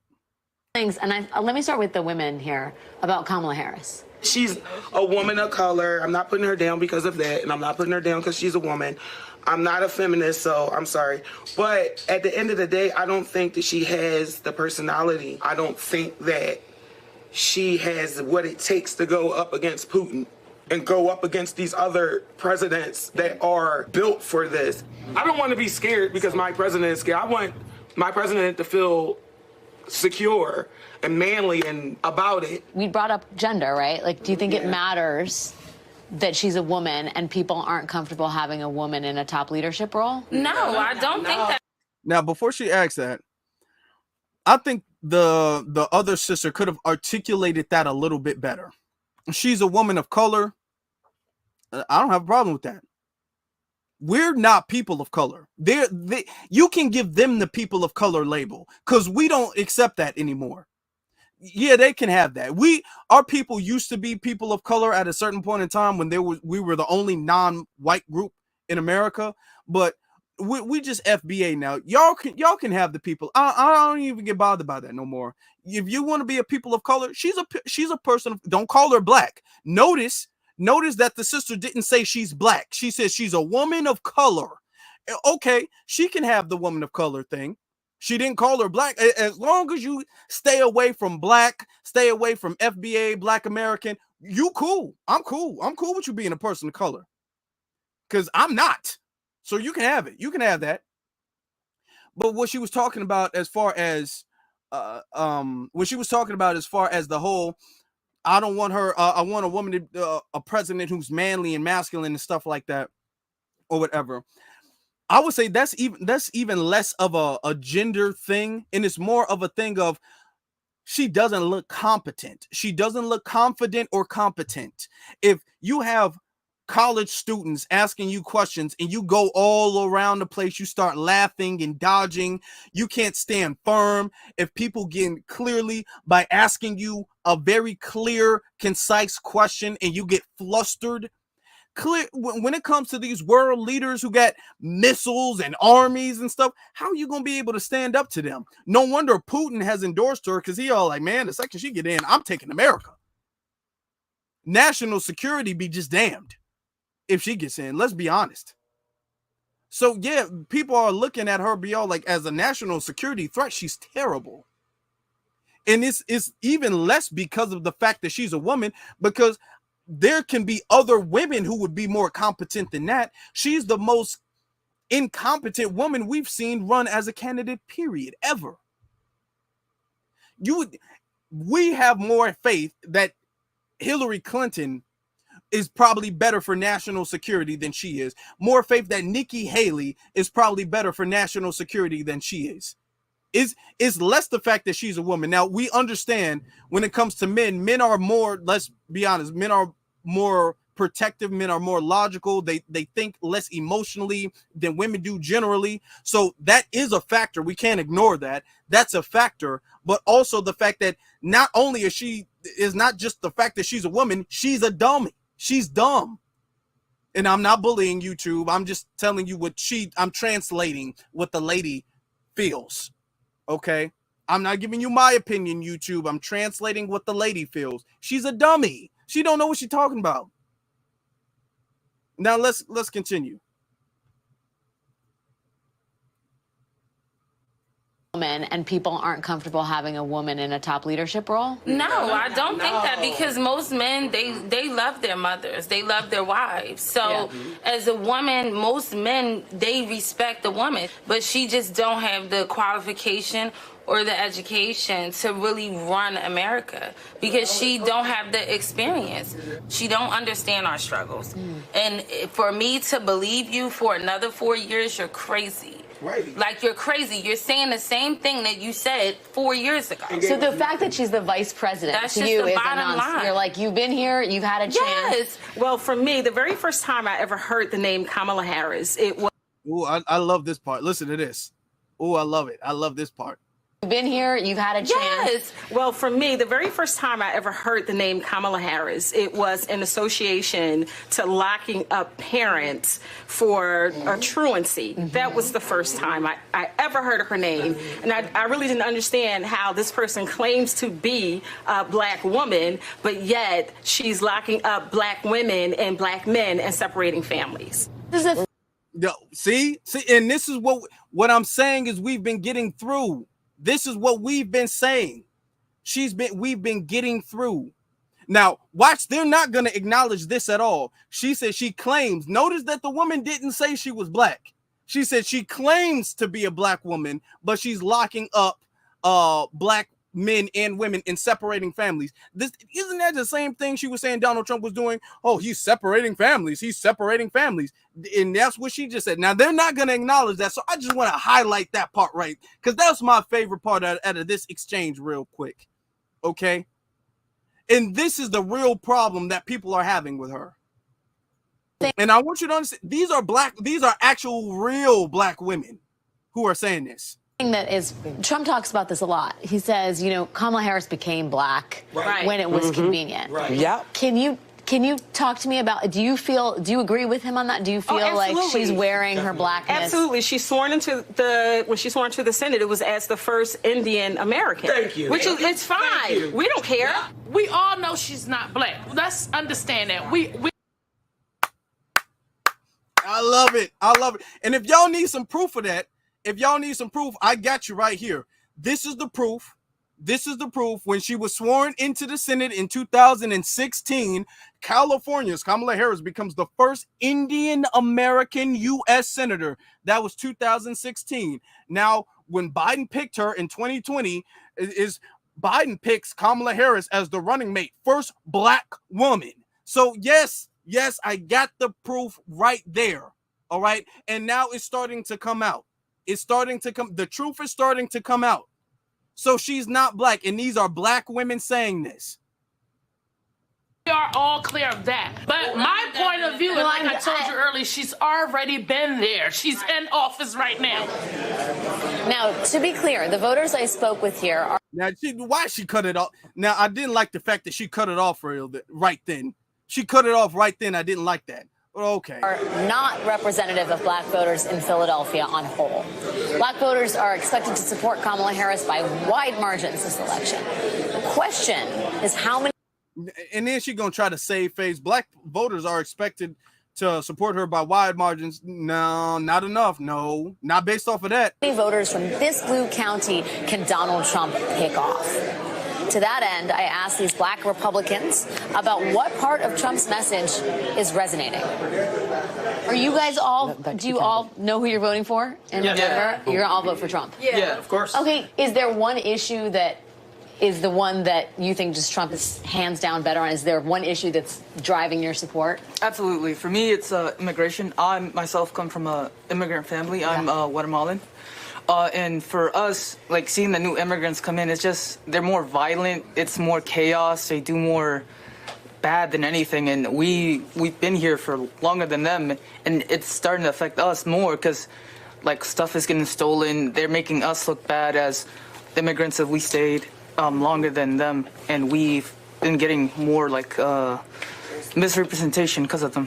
What do you think? See, this is what I said earlier. Now, had they been on this page from the very beginning, the problem wouldn't have been this bad. About the suggestion of mass deportation camps.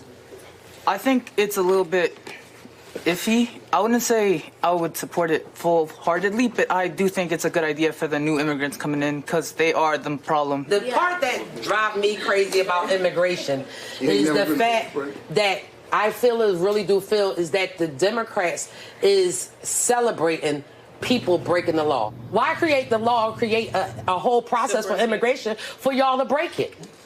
Trump says, like, they're coming to take your jobs, black job. How did that resonate with you? Well, first of all, they are. They're illegal. Ooh, just hold on. Can we pause it?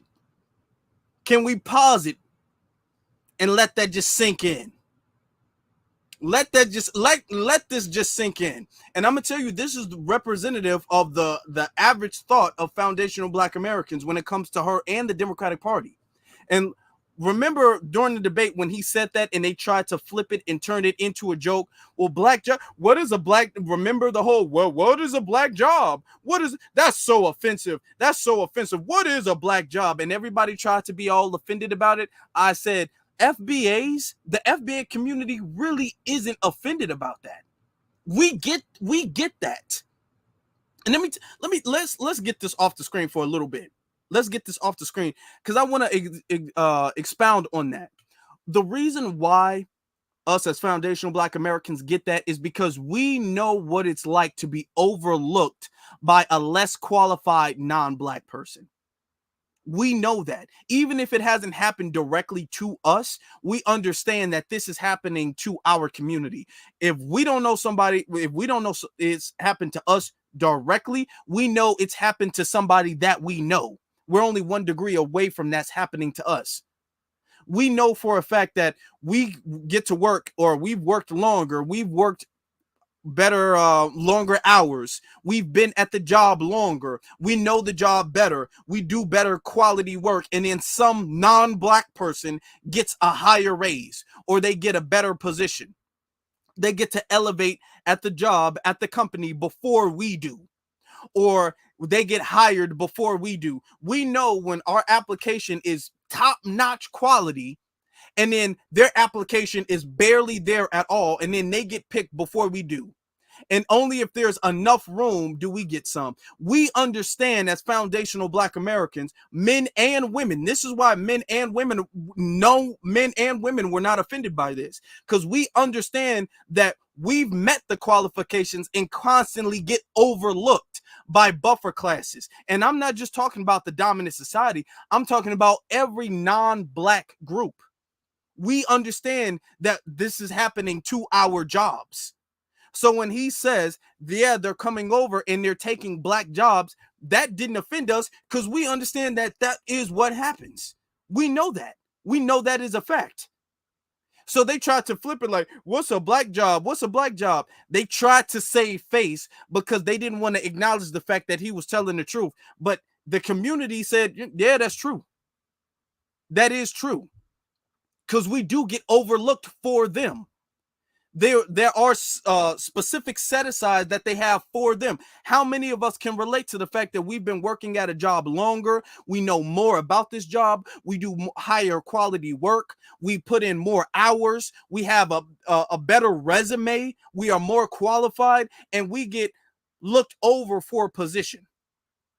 This is why most jobs that FBAs have are in the entry-level fields. As foundational Black Americans, it's difficult to move from an entry-level field to a higher manager position or supervisor position because they're saying, well, when it comes to entry-level fields, we'll hire the FBAs. Yeah, but when it comes to the manager stuff, no, we're not going to do the managers. We'll pick the white lady for the manager stuff. We'll pick the Asian man for the manager stuff. As far as the heavy labor stuff, oh yeah, FBAs, y'all can handle that. Y'all can handle that. But as far as like the supervisor and manager stuff, yeah, we're looking for an Asian. We're looking for a white person. We know this. We've discussed, this has been in our community as a problem for generations. All right. This was why the whole affirmative action thing happened in the first place. Even going back to that before they messed it up, going back to that. This is why it happened in the first place, because we constantly got overlooked despite having the qualifications for the position. So we have a long history of this happening. So when he said that, all of us was like, yeah, we get it. Yeah, that's true. Yeah, that is true. So they can try to make a joke about it, but we know that that is what happens. We know that that is what happens. And shout out to Cornell Sly. I appreciate my brother Cornell Sly is in the building. Cornell Sly says supporting our brother Afro Elite and B1 Media. Thank you so very much. $100. I appreciate that in this the super chat. Thank you so very much. I appreciate your support, family. But let's get back to it. I mean, because they was cooking. They cooking. I'm gonna take it back a little bit. Breaking the law. Why create the law? Create a whole process for immigration for y'all to break it. Trump says, like, they're coming to take your jobs, black job. How did that resonate with you? Well, first of all, they are. They're illegal aliens. They are taking jobs that belong to the citizens of this country. It's just the fact that Trump is saying it out loud. That's why the fact that we rally around behind Trump, because at the end of the day, this is the stuff we've been shouting out as a community. I was born and raised in Haiti. You're Haitian. That's correct. So what do you think of all this talk about Springfield and Haitians eating pets? I mean, does that bother you? That's a red herrings. Again, that's a red herrings. You guys keep coming with red herrings. I'm talking about the policies. What do you mean? What do you mean? It is a red herrings. He didn't say it? I'm not saying he didn't say it, but it is an issue. I'm talking about the policies that have been put in place. Now we're talking about red herrings, whether it's transgender or it's eating cat or dogs. It's silly. It's silly. I agree with the idea of mass deportation. See, that's a Haitian saying like, hey, and that's why I said too, the whole they're eating cats and dogs, and they keep trying to deflect away from immigration being a problem. Because when Trump brought up immigration being a problem the first time, they tried to do well, what is a black job? I don't understand what do you mean? That's so offensive and disrespectful. What is it? They're not taking your job. What is a black job? They tried to do that. Then he said it again the second time. They all like, what do you mean Haitians are eating cats? Haitians are not eating cats. No. They keep trying to dodge away and deflect away from the fact that immigration is a problem. And you got a Haitian saying that, hey, yeah, well, whatever he said, I don't care about it. Immigration is a problem. Now listen to this. Largely, you have criminals in this country who are destroying our nation. They're coming in here, getting earmarked bills and policies to open up businesses, get free housing, get access, easier access than those who are legally immigrated to this country to welfare and other benefits. So, like, as a taxpayer, we have to pay for these guys to have luxuries of life, and we don't get anything, especially black Americans who've suffered so much in the system under Democrats. We don't get anything. Yep. That's insane. You talk about Springfield, Ohio, and the whole thing with the fluff talk of, grabbing the soundbite about Haitians or whatever is eating cats and dogs. Y'all trying to change the narrative of what he's really talking about. Change the narrative of really what we're talking about and telling us that's what we should be discussing. No, this is what we're discussing. This is America. And this is what America is about and what we're It cuts off right there. I don't know why. But see, this is, and he was cooking. And this is what I'm telling you. With people who make sense, this is why the community is not feeling her. This is why she's not doing well in the community. She is not. She's actually doing horrific. She's doing terrible. She's not doing well at all. This is the problem. Because we get, okay, yeah, Trump, he says stuff in a way he probably can say things in a more better way. He can articulate himself better. Trump has never been probably the most articulate and well-spoken man. But we get it. We get what he's saying. Even if he says it in a way that can be misconstrued deliberately, we understand what he's saying because we've been feeling this. We understand what it's like to be looked over a group of people who really shouldn't be here. We've been saying this for years. This ain't a Donald Trump talking point. We've been saying this before Donald Trump even announced that he was running again. We've been saying this. This is years before we've been saying this actually while Donald Trump was still president, to be very honest. So this isn't a new thing. So we've been saying that. All of the little sound bites that you guys like to clip up to make it seem like we should get offended because they want us to move emotionally. It's not working. You're not getting FBA to move emotionally, to vote emotionally anymore. It's not working. It isn't. The whole Haitians eating dogs, Haitians ain't even offended by that. Haitians is like, hey, I mean, yeah, that's a red herring. I mean, okay. What about the policies though? Because I can just ignore what he's saying.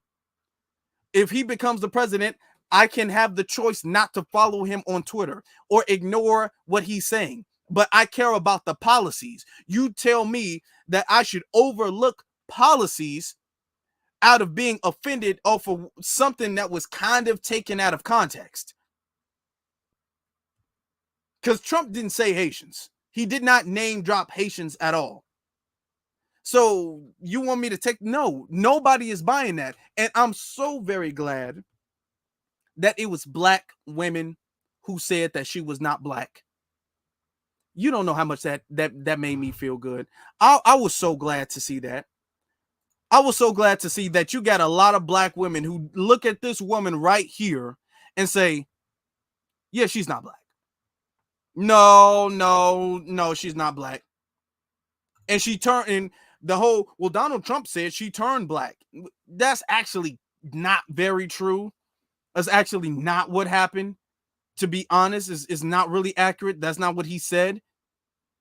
He said he known her as black, and then next thing you know, or he known her as Indian, next thing you know, he knew her as black. But that didn't even offend nobody either, because we all like, actually, I looked it up, and that's true. So it's not offending nobody. This is why she's doing terrible in the polls, and I'm going to show it to you right now. Let me show it to you. Let me show you the polls right now. Hold on. Let's screen share that. Hold on. Let me see. Let's switch back to that. Okay. Hold on. Okay. Hold on. Trying to make this bigger. Okay. Look at this. Wall Street Journal has found that Donald Trump has opened up a lead over Kamala Harris. He's leading her by about 2 percentage points, which is a change from our last poll, which had her up by 2 percentage points. What this essentially means is in the final weeks of the campaign, when the candidates are really trying to make their closing arguments to voters, Donald Trump appears to be having the momentum, putting Kamala Harris on her back foot in the closing days of the race. We've been asking people in our poll, what do you think about the job Donald Trump did when he was president since he left office? And in our most recent poll, he notched his highest rating yet at 52%. Some of the top issues that voters care about: immigration, the economy, crime. Donald Trump already had an advantage over Harris on those issues, but our new poll found that he had expanded his lead, something that we hear from voters when we're on the campaign trail. That now, I want you guys, let me just make this a little bit bigger for you guys. Just look at this. Y'all can take a screenshot if you want to. What does it say some of the biggest issues when it comes to the voters are? They say immigration, the economy, and crime. And a lot of the crime is due to the immigration and the economy. Because when the economy is bad, crime is up. When immigration is bad, crime is up. Crime is going to be directly impacted by the economy, number one, and also by immigration, because you're allowing a lot of people that you don't know, criminals, to come over here and commit crime. So both immigration and the economy are the factors in the crime. Notice that it does not say abortion. And I've been saying this for at least the last year. Abortion is never, nor has it ever been, in anybody's top 3 political issues. Even for the people who are pro-abortion, none of them are going to say, I'm that pro-abortion to vote that over everything else. I'm going to bypass everything else. These are the issues collectively that people care about.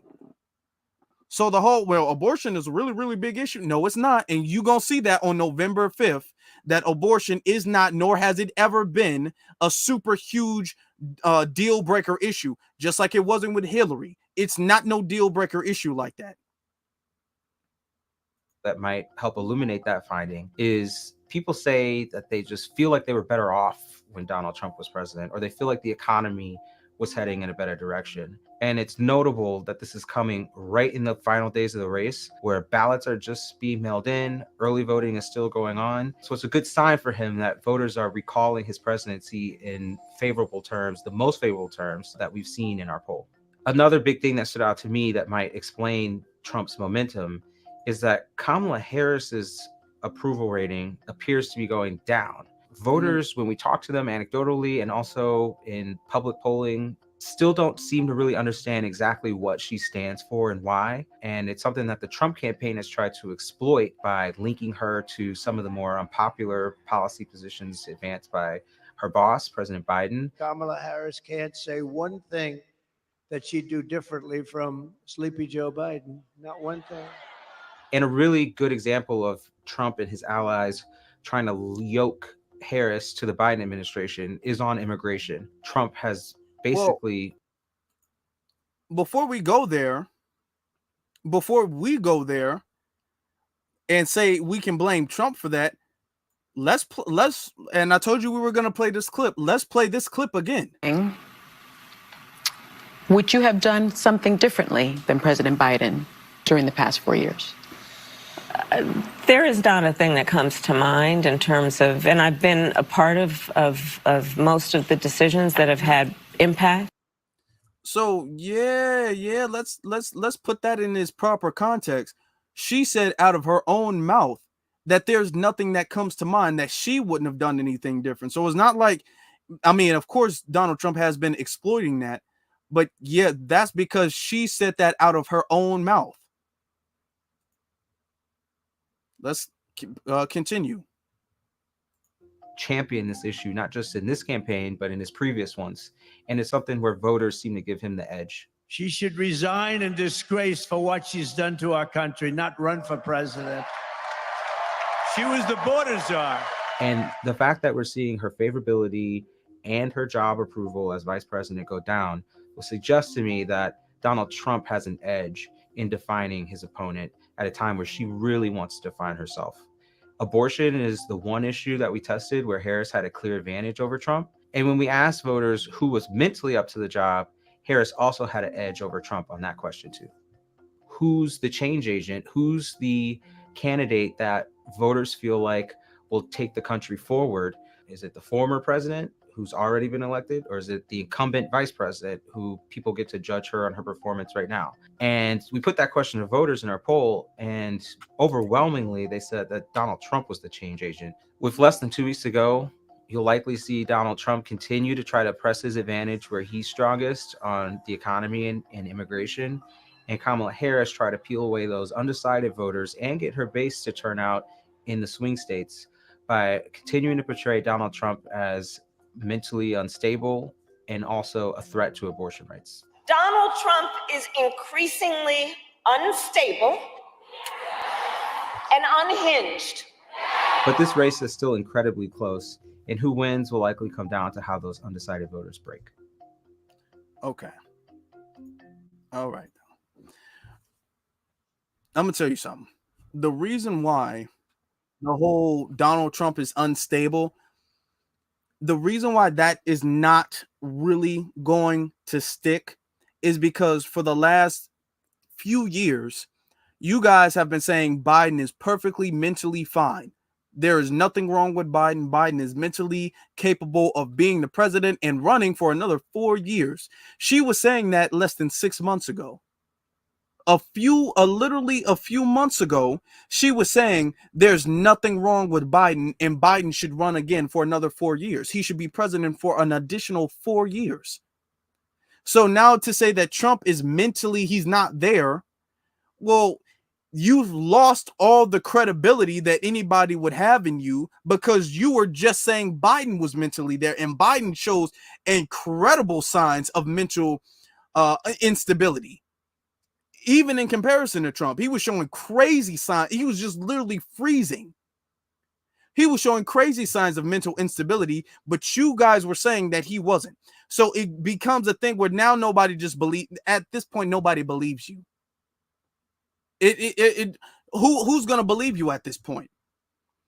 Because yeah, Trump might not. He's what, in his 70s? He might not be there, but Trump, is not showing the signs that Biden was showing. So if you guys were saying that Biden was fine, that Biden wasn't senile, that Biden was mentally focused and mentally capable of doing it, you can't make the argument that Trump is mentally senile. Because you said Biden wasn't. You said Biden was healthy enough. So you set the standard at Biden. So as long as Trump don't meet that or don't exceed that standard, he should be good. Otherwise, you guys are exposed for changing the goalpost. So that's not going to stick. That's not going to stick. And yeah, you're winning with abortion rights. Yeah.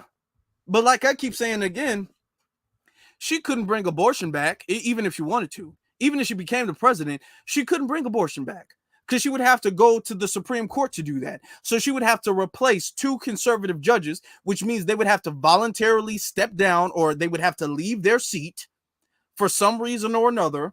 They would have to leave their seat, and then she would have to bring them up, which is more than likely not going to happen. Even if she became the president, she might be able to replace 1 Supreme Court justice, but 2 in 4 years is highly unlikely. And she can't sign an executive order to make them step down. That's why Biden can't do it. So even she might be pro-abortion or whatever, but she can't reverse Roe v. Wade because that's not up to the executive branch.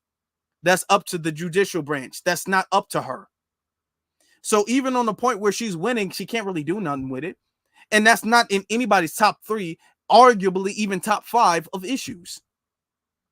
And you just saw the poll. All of the polls are saying that he's in the lead. And when she does things like this word salad that CNN is getting from us, this word salad where she goes around and talks about her mama and then the middle class house she grew up in, and then the store lady that had a small business, and that she's prosecuted transnational criminals, but she stopped doing that when she was the VP. And this, when she talks about this stuff, or the border bill that Trump killed because he'd rather run on a problem instead of fix a problem. When she talks about this stuff, it doesn't move anybody. It's not even moving the Hispanics.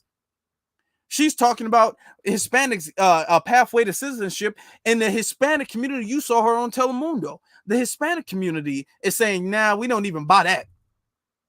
They want her to go all the way and be all the way open with it, but then we want her to be all the way closed with it. So she's trying to be vague, where she's trying to placate to us, but she's trying to let them in. But they don't want her to placate to us. They want her to be all like, yeah, I'm just going to allow all of them to come in just willy-nilly. But she knows that's going to deter all of the moderates. That's going to deter all of the independents. So she can't say that. So again, she's stuck in this rock and a hard place. But that's what it is. She's stuck in this rock and a hard place. And she keeps having celebrities from Megan Thee Stallion to Lizzo to Usher to Quavo to all of these celebrities coming out for her. It's not moving a needle. Obama is not moving a needle. Actually, he's actually making a needle go back the other way, to be honest. He's actually hurting the campaign. To be honest, we're only 2 weeks away, y'all, and it's not looking good. But I want you guys to understand that we've just gone through the reason why. All of the questions, like the guy was saying, I will agree with him on something. If I was running her campaign from the very beginning, I would have told her this: Harris, you can't have it all. You can't have it all. You're going to have to admit that your administration messed up on something. You have to admit that, because you have to convince the people that something is going to change. I would have told at this point is too late. You're going to have to admit, yes, Samuel L. Jackson, unfortunately, all of these, Spike Lee, unfortunately, another one, all of these people, campaign is not gonna help.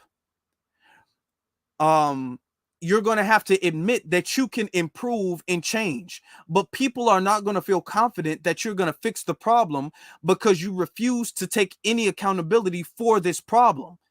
You refuse to blame yourself or even take the slightest bit of accountability for this problem. So you're not going to gain the trust of the people who believe that you could possibly fix the issue. You won't do that. So you have to concede with something. I do agree with what he said. That's what I would have told her in the beginning. But the problem is, for years, when she was running as VP under Biden, she was saying the problem was fine. So even if she came out the gate and said, well, we did mess up, she would have already looked bad, because for years she's been saying that the economy was good and Bidenomics was working and the immigration was fine. And all of this stuff was MAGA conspiracies. That's what she's been saying. So she already would have messed up from the get-go. And then another thing is that when you start your campaign and you say, no, it's not my fault, it's not my fault, it's not my fault, it's not my fault, it's not my fault, when you have a history of saying it's not your fault, and then when you finally say it is your fault, everybody's going to say, well, okay, well, why did you say it wasn't your fault then? Why are you saying last minute that it is your fault?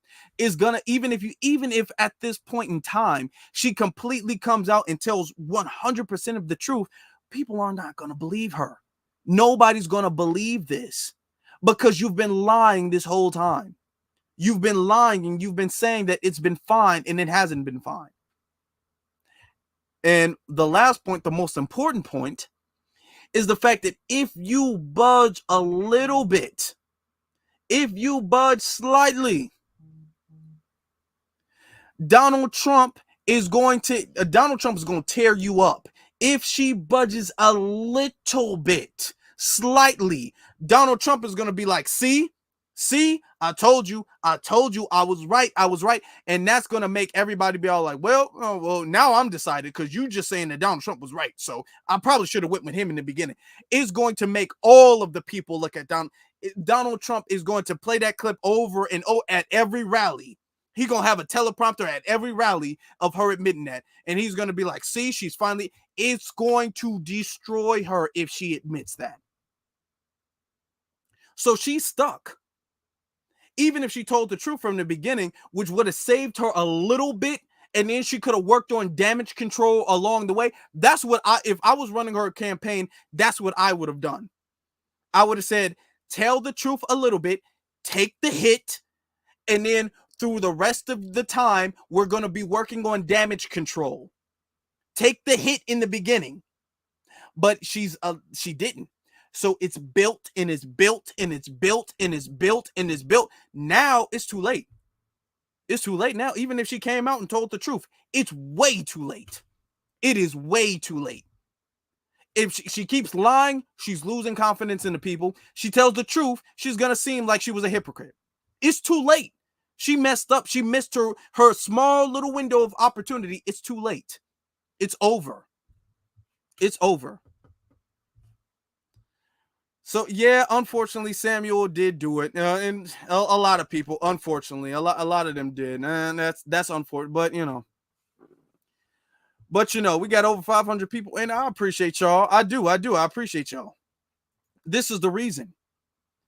And when you see the actual community now, even for the people who are not Trump supporters, even for the community, because largely, let's be honest, largely foundational Black Americans are couch. Largely. There are some that are not really GOP, but they're picking Trump this time. But they're not like, I love the Republicans. They're not going to vote Republican down ballot. They're not blinded by the Republicans. Even the ones who are saying, I'm going to vote for the Republicans based off of strategy, that's one part, but largely it's couch. Largely, they don't like the Republicans, but they don't like the Democrats. And then you got some that are Democrats. What they're trying to do is they're trying to create this illusion that there's this huge amount of Black people who are pro-Democrat, and it's not. They wouldn't be trolling online if it was. I want you to understand, you don't troll a fringe group of people. It doesn't make any sense. You don't troll a group of people that you think have no influence. Let's be honest, you don't troll them. You know how when we have our Twitter spaces and we always got a Democrat, why are you saying this about Kamala Harris? Say her name right, Kamala Harris. Well, why you Donald Trump is a racist. Donald Trump is, Kamala Harris, she didn't lock those Black men up for weed. Okay, all this trolling or we're Republican, we're paid by the Republicans. All of this trolling you wouldn't need to do if you really felt like you were winning or about to win. You wouldn't need to do that. You wouldn't need to troll all the time or stop our streams or shadow ban us. You wouldn't need to do that if you guys honestly believe that you guys had the influence of the people. You'd be all like, yeah, let them say what they want to say. Let them say that. All of this gaslighting and the straw man arguments and the troll, you wouldn't need to do that. If you were winning, if they were really winning, they wouldn't need to, but they are doing that because they know they're not. They know they are not winning. And this really screams desperation. It screams desperation. Like I gave the analogy before, I think last week, I believe. If you're winning, if you're playing basketball, this is the championship match, and your team is up by 100 points, everybody on the team gonna be chilling. Everybody on the team, the star players, they ain't even gonna have their shoes on. They gonna have their shoes off. They gonna be laid back on the bench. They gonna be drinking their Gatorade. They gonna be some of them might be taking a nap. They gonna be dribbling. They'll let you have the ball. They ain't gonna be running after you. Why I need to run? We won. That's how they would feel. We up by 100 points. You got 5 minutes. You can't possibly get 100 points in 5 minutes. If I gave you the ball for the whole time and you just shot and shot and shot and shot and shot, you couldn't get 100 points. There's not enough time for you to make enough three throws in the world for you to get 100 points. You can't physically do that. I'm not intimidated. I won. I might as well go back in the locker room and let the time run out. That's how you would feel if you know you won. If you were really winning by this huge margin. What am I tripping over? But if you see a coach, you in the last 5 minutes of a basketball game, and the coach is slamming the damn clipboard down, screaming at the players, pulling his hair out. The players are exhausted. The players can't get no time to rest. They're panicking. They're moving all over the place. They're sitting up there fouling people, pushing people out outside of the bounds. Whoa. That shows that you guys are a little worried, which shows that you guys aren't winning. You wouldn't even need to be doing that. Nobody would be stressed out if you were winning. They're showing that they're stressed out. She wouldn't need to be doing that, showing that she's stressed out if she was really winning, if she knew she was going to win.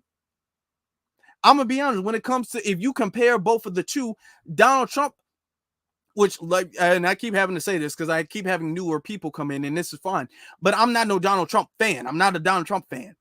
But Donald Trump is, in his campaign, is way more relaxed and professional than she is.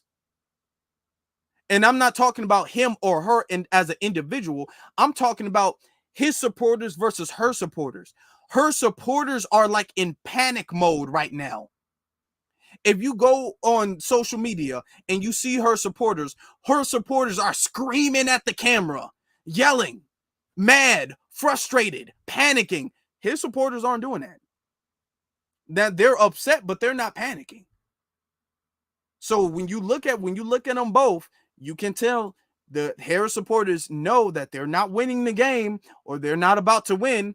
When the timer goes off, that he's going to have more points on the board than she is. And this is because, like I keep saying, and as the black people just expressed, you've ignored us. You've denied us our rights. You've allowed these immigrants to come over as buffer classes and replace us, and then you made a joke about it. I'm gonna be honest. It would have been a lot better if Biden acknowledged what Trump had to say. If Biden and the Democratic Party acknowledged what Trump said and said, you know what, that's true.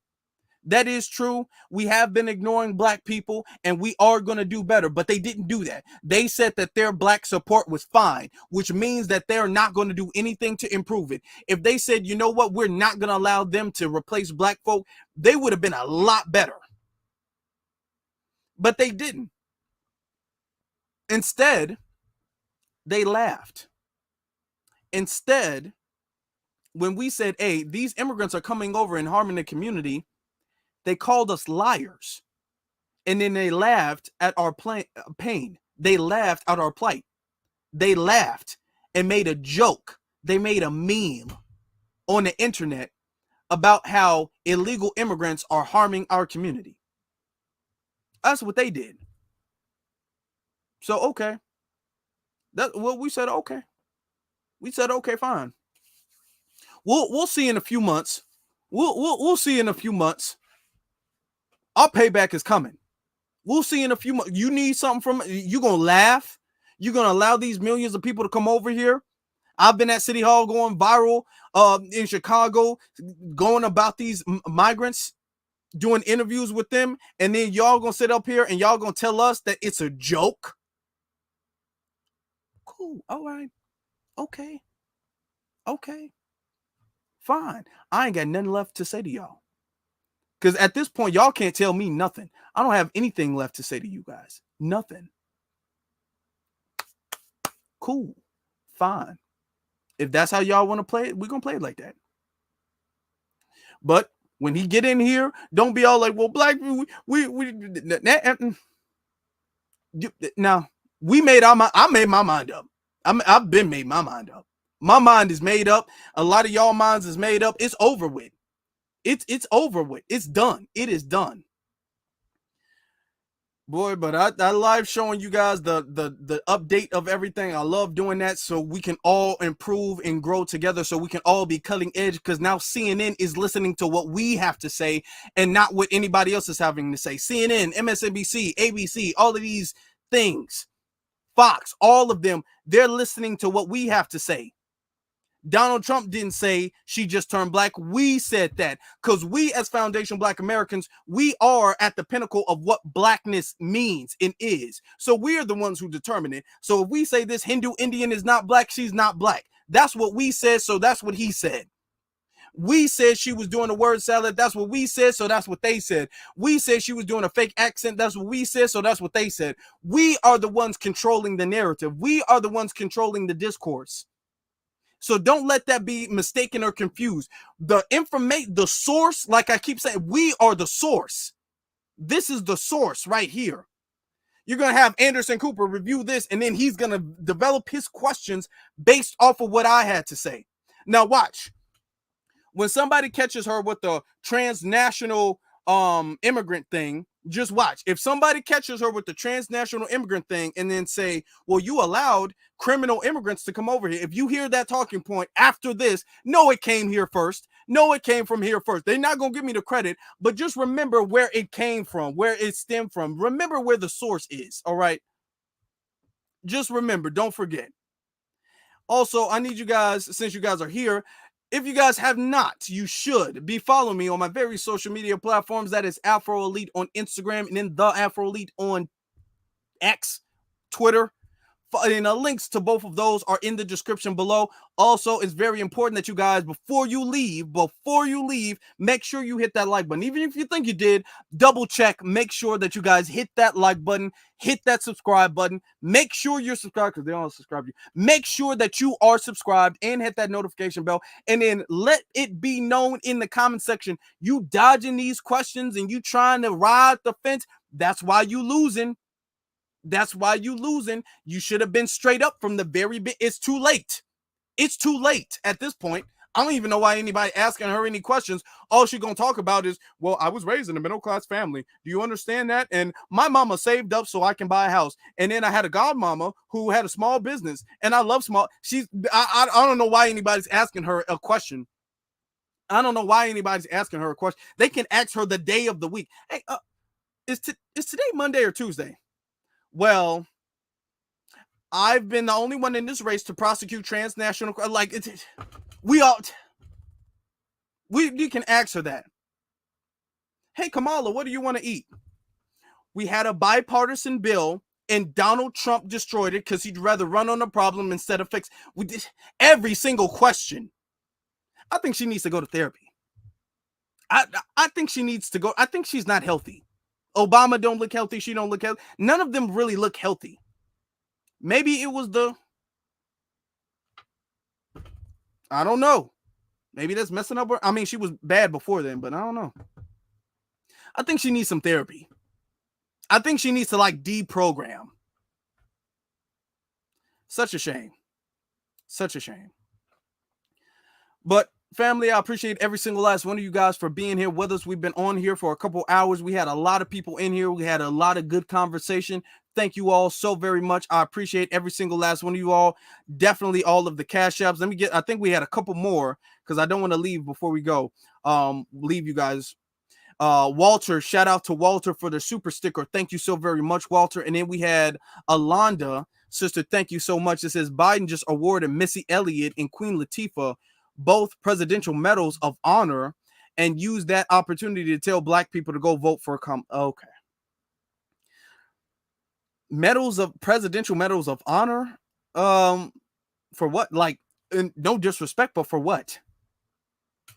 So notice he's going to be doing this, and he's going to be doing this to FBA women to try to tether their success and their accomplishment to Kamala.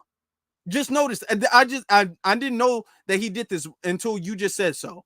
And I know that's the strategy to tether their accomplishment, to make it, to create some type of correlation and connection to their accomplishment and their work to her. No, it's not going to work. It's not going to work. I mean, if y'all bought out Obama, y'all bought Usher, y'all bought Megan Thee Stallion, y'all bought Stephen Curry, y'all about Lizzo, y'all got Quavo, y'all got Samuel L. Jackson, y'all got Spike Lee. If none of them move the needle, no disrespect, Queen Latifah is not going to do that. If none of them move the needle, no disrespect, Missy Elliott is not going to move the needle at this point. At this point, there's not a single celebrity that's going to do that. None. Okay. Y'all keep trying to act like Beyonce on your team. Beyonce ain't said nothing like that about y'all. Y'all keep trying. Beyonce ain't came out for y'all yet. Yeah, they ain't. And at this point, I don't even think Beyonce can save them. At this point, it's just done. I think it would be smarter for her just to stay out of the whole thing. Don't go down with the ship. I don't think any black celebrity should be attached to them at this point in time because the ship is sinking. Don't go down with the ship. Don't go down with the ship. I wouldn't even do it. Don't go down with the ship. Speaking of black celebrities who's not going down with the ship, shout out again to our good sister Janet Jackson. Shout out to Janet Jackson. But with that being said, Black First salute, B1 salute. Sorry, I'm messing my thing up. B1 salute to every single last one of you all. And of course, you all have a good one.